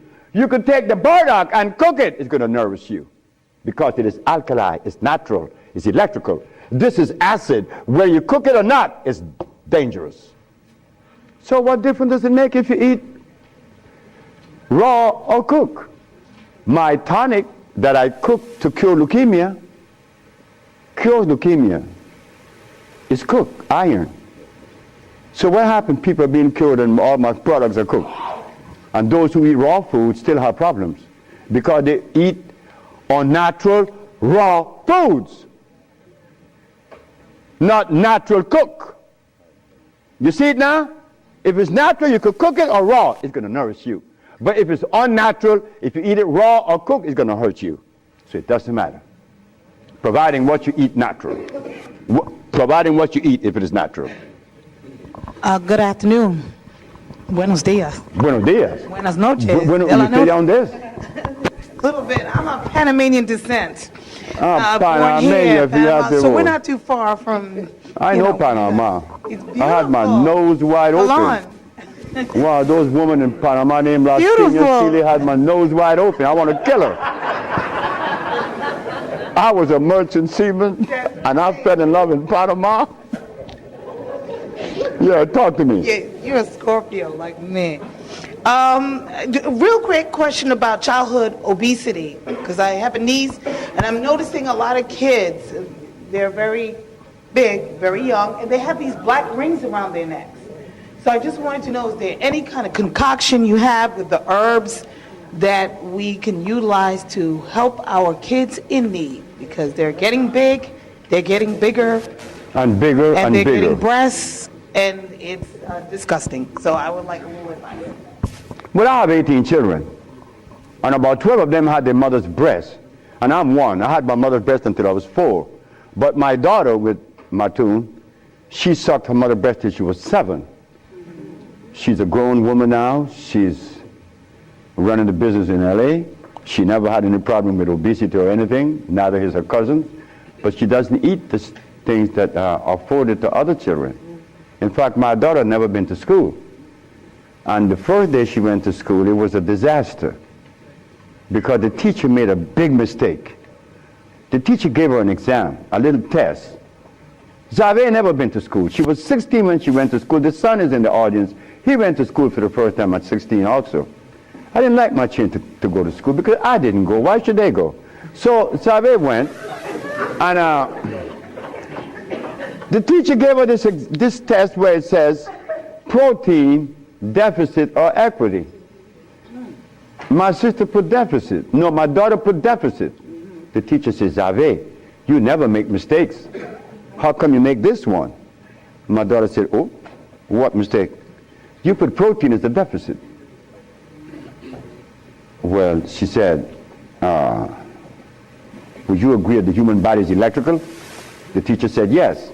Then would you agree that the body accepts and assimilates through the process of chemical affinity? He said, yes. Meaning that if the body is electrical, the food has to be electrical. Is protein electrical?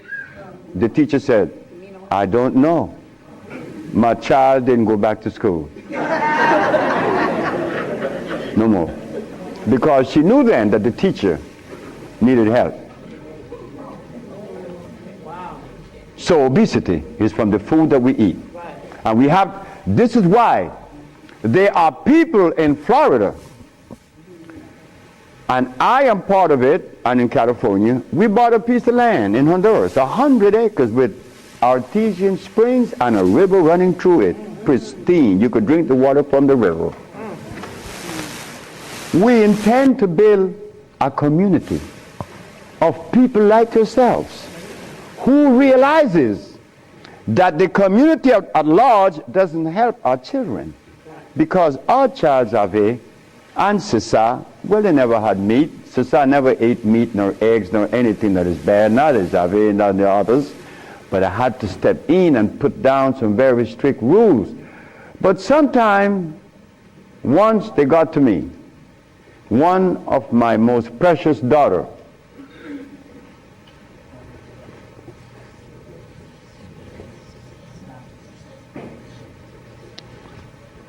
this little girl was 4 years of age, and the neighbors said something to me that caused me to go into a state of revulsion. And I began to use some foul language because I was very angry. See, look, I'm a Sagittarius. My line is very thin. You scratch too deep, you can get violence. So, Usha used to go next door. And this neighbor used to give my child chicken. She had no respect for what I was doing in my house. And this is something that I see among us to the curse. And we said, Usha, I lost her. Usha was the only daughter that found a need to call me an SOB. But I understood that because I still love my daughter. But I know the effect of meat on your brain, blood. So obesity begins at home. But the mother's not to be blamed. We cannot blame anyone for anything. We all are in this pot, right? Taken away from Africa to America. No, we don't know what's going on. We don't know anything. And we make mistakes without knowing it. So we have to stop. Yes, it begins at home. There's a book written by a brother named Ron Seaborn, the Children Health Food Book. Anyone here ever heard about the book? The Children Health Food Book. So one day, I was lecturing in LA, and I had the book in front of me, and the little girl saw it, and they said, Dr. Sebi, could you give us this book? I asked the parents, could you want me to give the book to you? Yes, here's the book. They took it home. They read the book. The book made so much sense that when the daddy came home and the mother from work that Monday, the refrigerator was clean.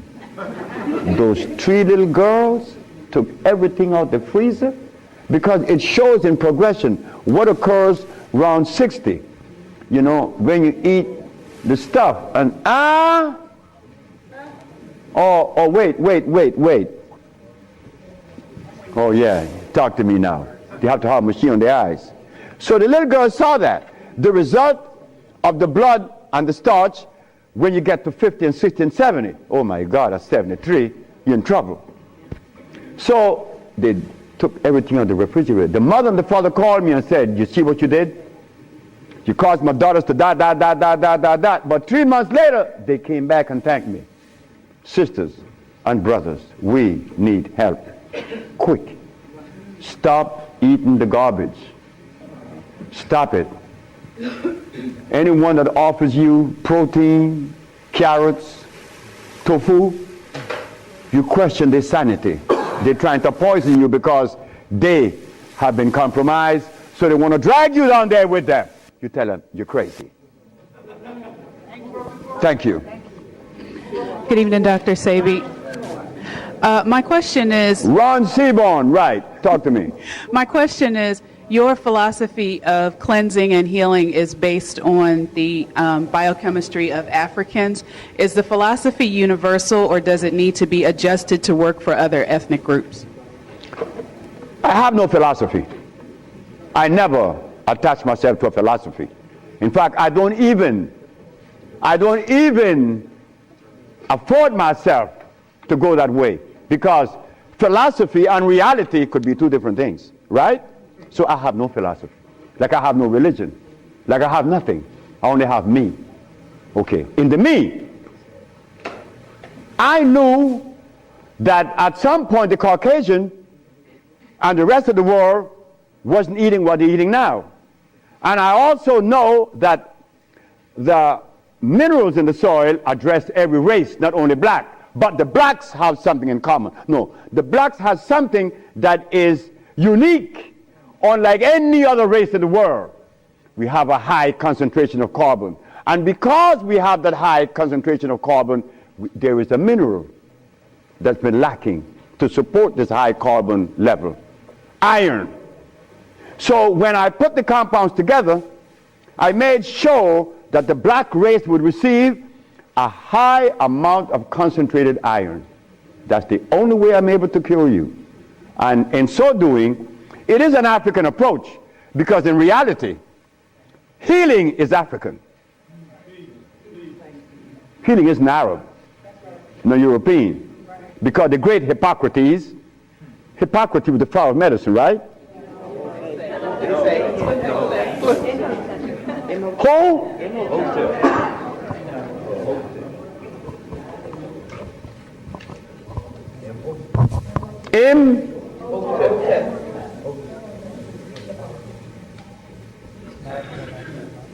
Imhotep. That was an African man? Yes. No, that was not an African man. Him nor Cleopatra. Him nor Queen Tai. Him nor any one of those Egyptian folk that you guys follow. Imhotep made the biggest mistake in his life. You go tell that to the Kemetic school that Dr. Sebi said that they misinformed. Why? Hippocrates the Greek went to Africa because he was a philosopher. But he noticed something, that the African people were never getting sick. He went to Africa and he learned what the African were doing. The African medicine is nutrition. He went back to Greece and thus established the school of medicine using herbs. Imhotep I didn't use herbs. This boy here, you know what he did? He opened the human body. If the human body needed to be open, it would have a zip on it. So Imhotep I, because he was a mixed breed, his molecular structure was incomplete because he was half Greek and Persian. The boy didn't think straight. He didn't come out the jungles of Africa. You see, we have to make that distinction. Cleopatra was never an African. She was an Egyptian, yeah, but she married a white boy, letting you know, I don't like niggas. She went all the way to Italy and found to Greece and married Mark Antony, right? Because she was half Greek. But here we go, Cleopatra was the queen of the Nile. Yeah, okay. Good day, Dr. Sebi. Just over a year ago, I began to have symptoms, hair loss, skin, dark marks on my skin, a lot of arthritic symptoms, and in September I was diagnosed with lupus. The doctor I was seeing just kept telling me, take Advil for the pain. So I changed doctors and I began to see a herbalist. He's treating me with Cortef. Oh gosh. Just stop. Are you cured of lupus? No, I'm not. Thank you very much. Just stop right there. You know something?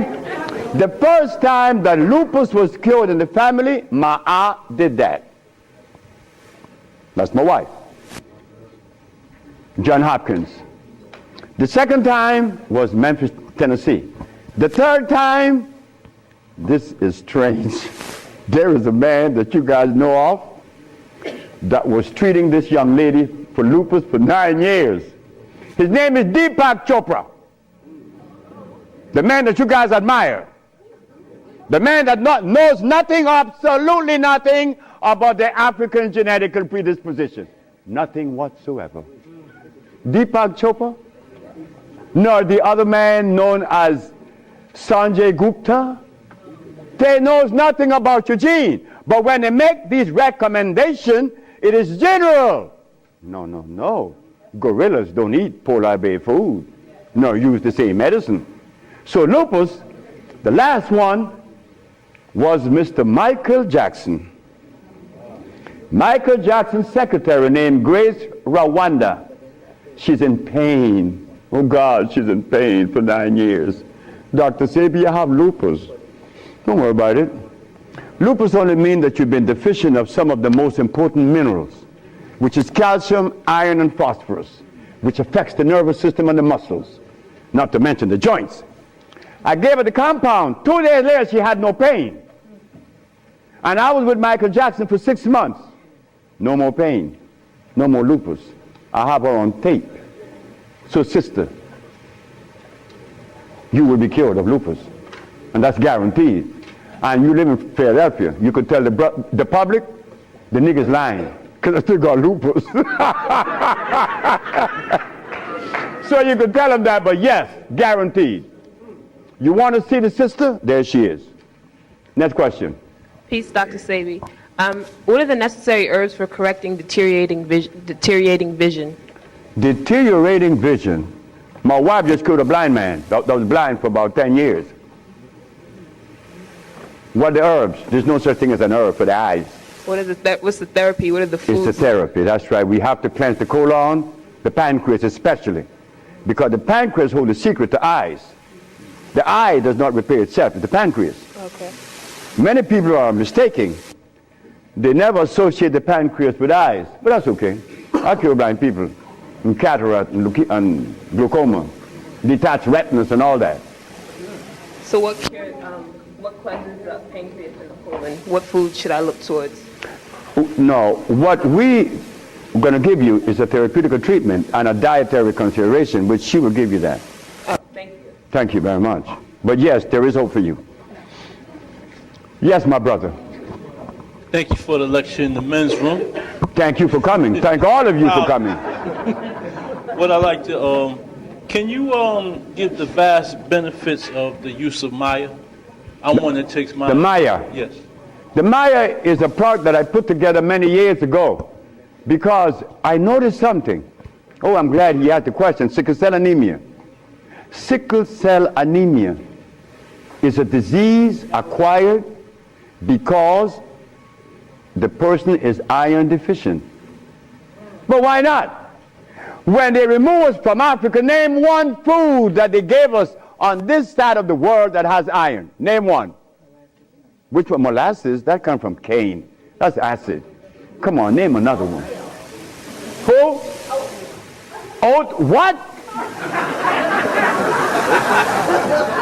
This sister said oatmeal have iron, and oatmeal is from oats, which is artificial, which is starch. Another one. Who?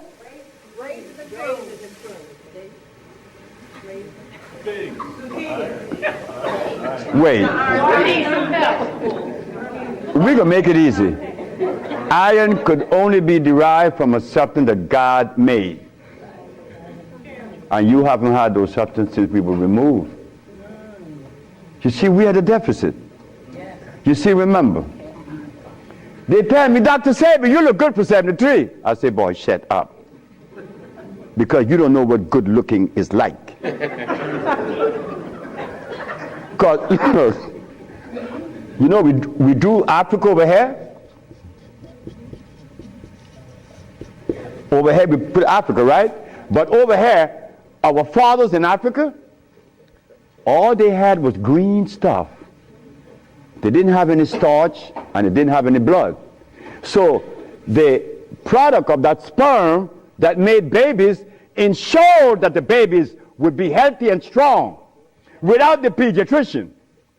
But we brought over here, America, and now our fathers ate blood and starch. And one night, 73 years ago, my father told my mother he loved her, made love to her, and he eaten lobster, conchs, beef, pork, starch. So that makes up the sum total of his sperm, and there he shoots Sebi out. And I'm healthy. I'm healthy. I am the product of an adulterated sperm. So how healthy could I be? I got gray hair at 70. Oh, come on. We got to step it up. We got to recognize that we are operating at a deficit. So we have no room to criticize each other. All we have room for is to share understanding and love. Hey, we need it. Brother. Yes, my question is, what kind of help do you offer people who can't afford to go to Honduras and can't afford like expensive herbs? And another question is, there's no expensive herbs. We have herb all from $25 yes, sir. to $40 to $49, guaranteed to make you healthy overnight. If you can't go to Honduras, that's fine. We understand. Yes. My second question is, do you recommend a particular like diet and fasting regimen?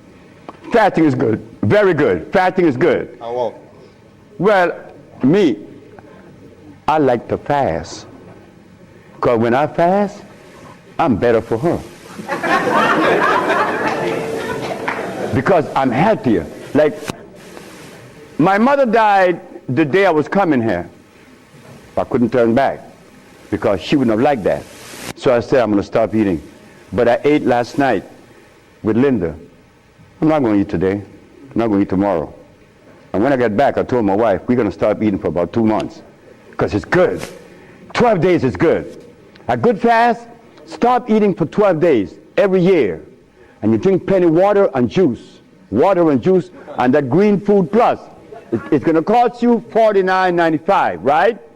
But you drink 3 in the morning. That's all you need. 3 capsules in the morning. And you go about your business. Because that's what I had today. And I have a lot of energy right now. Okay? You drink your water and your juice. And you drink your green food plus. What kind of water? Juice. Well, juice. I have tamarind juice in Honduras. But here you have to have apple juice. It's okay. It's not going to nourish you, but it's going to prevent you from going into some madness. So yes, Lisa Left Eye Lopez. Lisa Nicole Lopez. When I met Lisa, on her eyes, she blinking really fast. She said, I need help. I said, we all need help. Me too. 5 months later, Lisa was talking to me and her eye never blinked, and her Lisa was nice. Lisa realized. Lisa fasted for 42 days and 42 nights. Lisa came to my hut 2 o'clock in the morning. She came with these 2 mugs of sea moss. Oh, I'm glad I'm talking about sea moss. Sea moss, brothers and sisters, I drink sea moss every day. And Lisa started drinking sea moss. And she saw her body forming up and her nerve nice. And she said, I love you, Dr. Sebi. I said, I love you more. She said, thank you. But you know what happened, right? Well, that's the way it's supposed to happen. And that's the way it happened to me and all of us. But that's okay. Everything is in divine order. But brother, yes, only fast for about 12 days a year. What else is your meal like a day? Like, what else do you eat a day? Like, in the morning when I wake up, she always have a mug of sea moss. And that's it. And my 3, I have an African formula. Yes. And also the green food plus. And I'm gone. Like right now, I'm gone. In the evening, a salad. A little salad. And I put my anise salad dressing on it, and I'm good to go. But I feel good because my stomach is empty. But if my stomach was big, my back would be strained, my eyes would be bad, and everything would go bad. See, we've been eating wrong, and I have to thank Messenger Elijah Muhammad. Messenger Elijah Muhammad is the only man that made the statement that they gave us the wrong food to eat. Listen carefully, Elijah Muhammad said that. I sat and ate with the messenger. 3837 South Woodlawn Avenue. At his table was John Ali, Raymond Sharif, myself, and Harry Nance. And the messenger is sitting at the opposite end of the table, and I'm sitting at the other end. And the messenger is cutting this meatloaf, and he's looking at us. And he said, I want you all to know that the last thing need to go in your mouth is this. And I hope that all of you will leave it soon one day. But when I go to Chicago, or when I go to Detroit, they got all this stuff.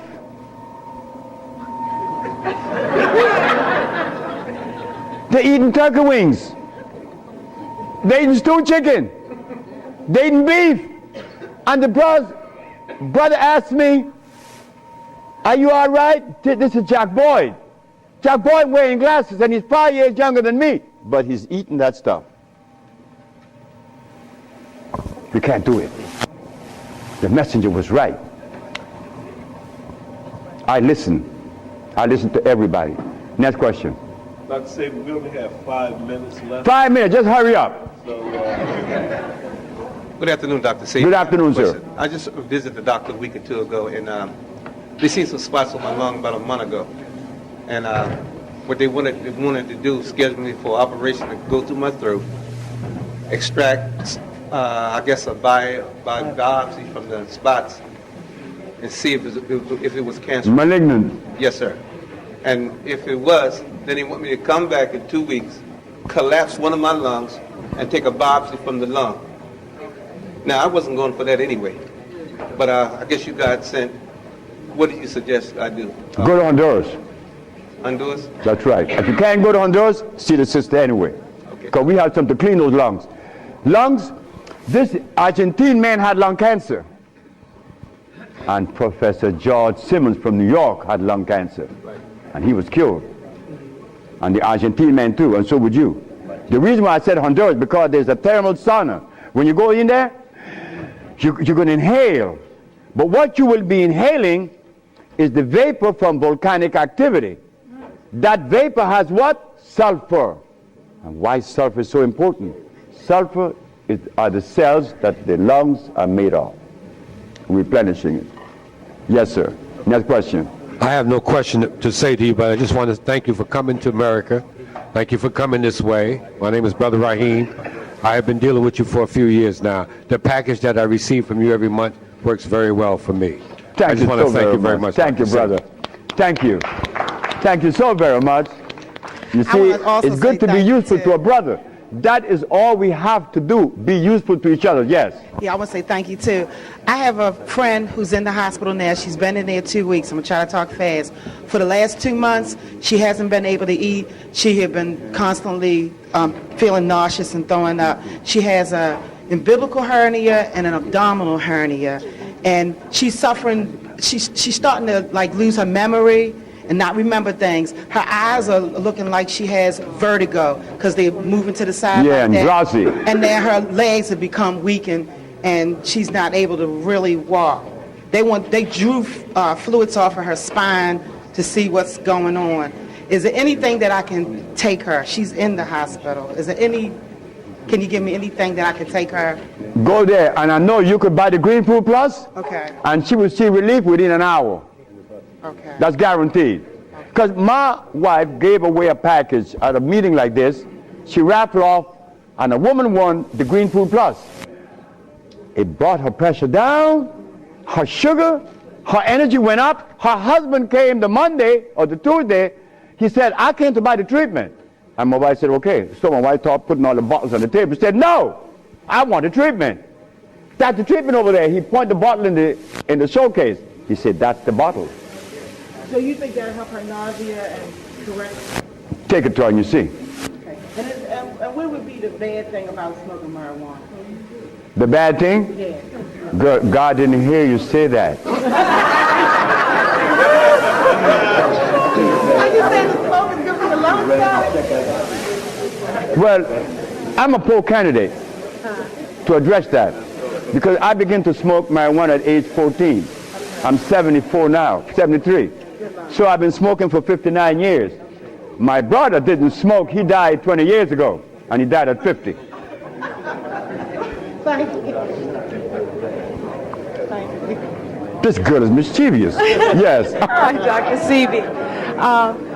Could you give me a recommendation for chest pains that I have and osteosporosis? I already have 5 stents in my coronary arteries for the chest pain, and I still have the chest pain. My wife just cured someone of congestive heart failure, obstructed arteries, ventricles, aorta. Please see her. Please see her. Thank you. That's important. A little girl, her daughter, I didn't know the woman because they're doing the healing, not me. This little girl started pulling me. And I looked down, I said, hi, little girl. She said, here. And she gave me a rock, a green rock. On it, it read, may God always bless you. I said, why you give me this rock? She said, because my mother no longer have congestive heart failure. I said, where's your mama? She's behind you. And I look around. I said, ma'am, I don't know you. She said, yeah, but your wife killed me. Thank you. Thank you very much. Thank you so much. Yes, brother. Hi, Dr. Sebi. I have a son who plays college football, and if he were to stop eating protein, there's that chance that he might lose weight. So what's your recommendation for athletes to perform better and to also maintain strength and size? My friend Mostel in Honduras used to be an athlete. I couldn't be an athlete because I had asthma. I never played sports. He did. And now he walked like this.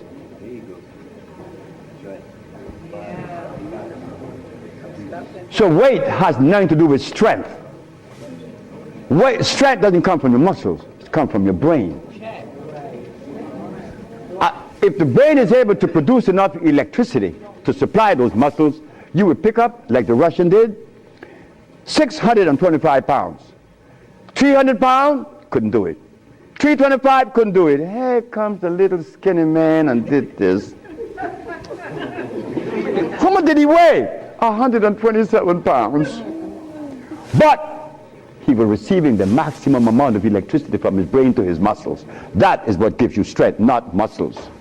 Because you've seen people with muscles walk like this, right? They had a stroke, right? So the muscle isn't receiving any electricity. Why can't he just do this? He can't, because there's no oxygen. It is oxygen to your brain. Thank you. Thank you. Iron. Iron again. Maya. And that green food plus, he will run till tomorrow. Yes. 2 quick questions. My family is from Jamaica. My mother, she's what you would call Indian, and my stepfather's Chinese. But culturally, I would say that they're black. Would the same rules of eating and the herbs apply to them, even though they're not ancestrally from Africa? Well, my grandma from Jamaica, from St. Catherine. And my grandfather from Haiti. And the other grandfather from Cuba, and the other grandmother from Belize. So you think you mixed up? What about me? And it's working. And also really quick, with this, are you able to fast when breastfeeding? And if so, would it change at all? No, well, while you're breastfeeding, you should eat. Eat sea moss. Drink sea moss. Don't fast now. But breastfeed as long as you can. Don't stop. Because Chinese have the babies sucking their breast till 9 years. My daughter was only 8 years. And she didn't have to go to school. That breast milk is powerful. Next question. Greetings, brother. How are you? I have a question about miscegenation and the dangers or the dangerous effects of miscegenation between races, such as a black woman bearing the seed of another race, maybe Arab or white, and how that affects the chromosome. We're coming out to molecular structure. Genetical expression.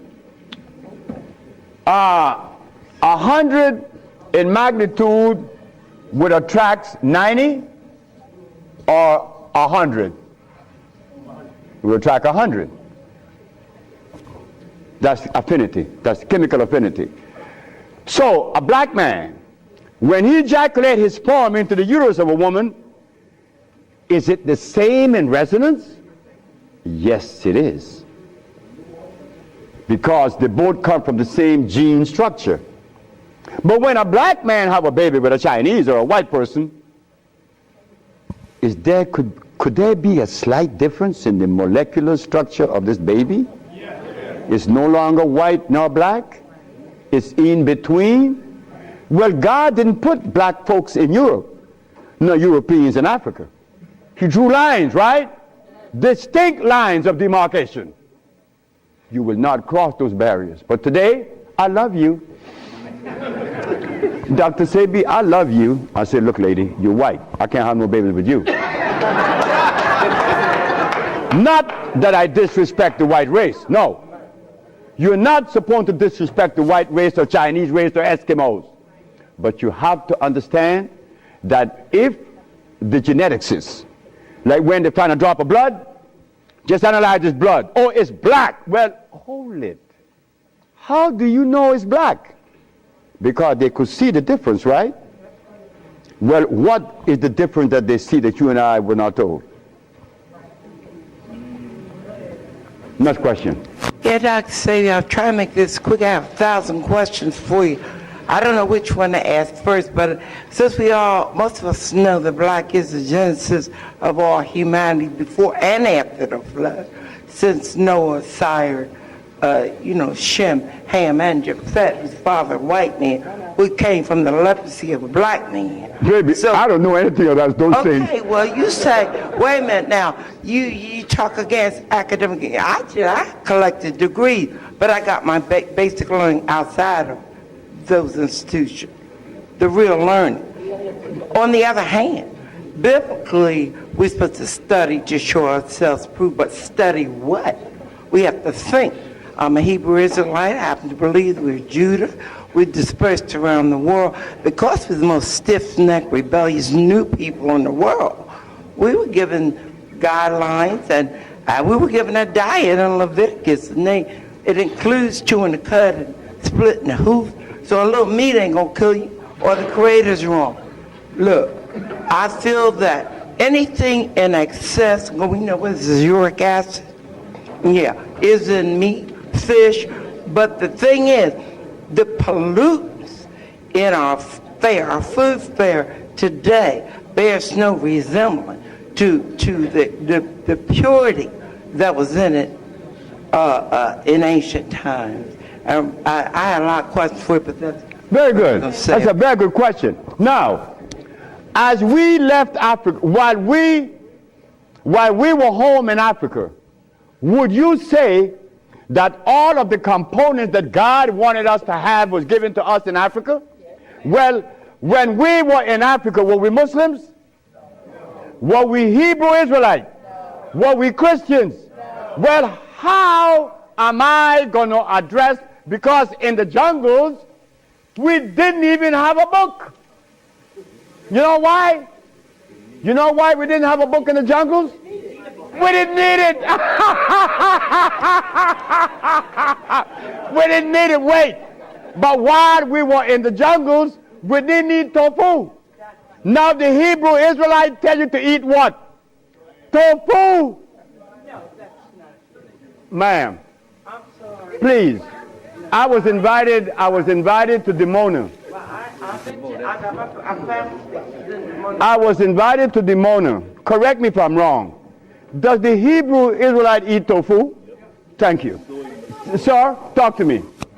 I would like to know about spirulina. That's any good for you? Spirulina! And what herb that I can take that can nourish the whole body? There isn't any herb on the planet that nourishes the whole body. You have to take a group of herbs. But spirulina ain't one of them.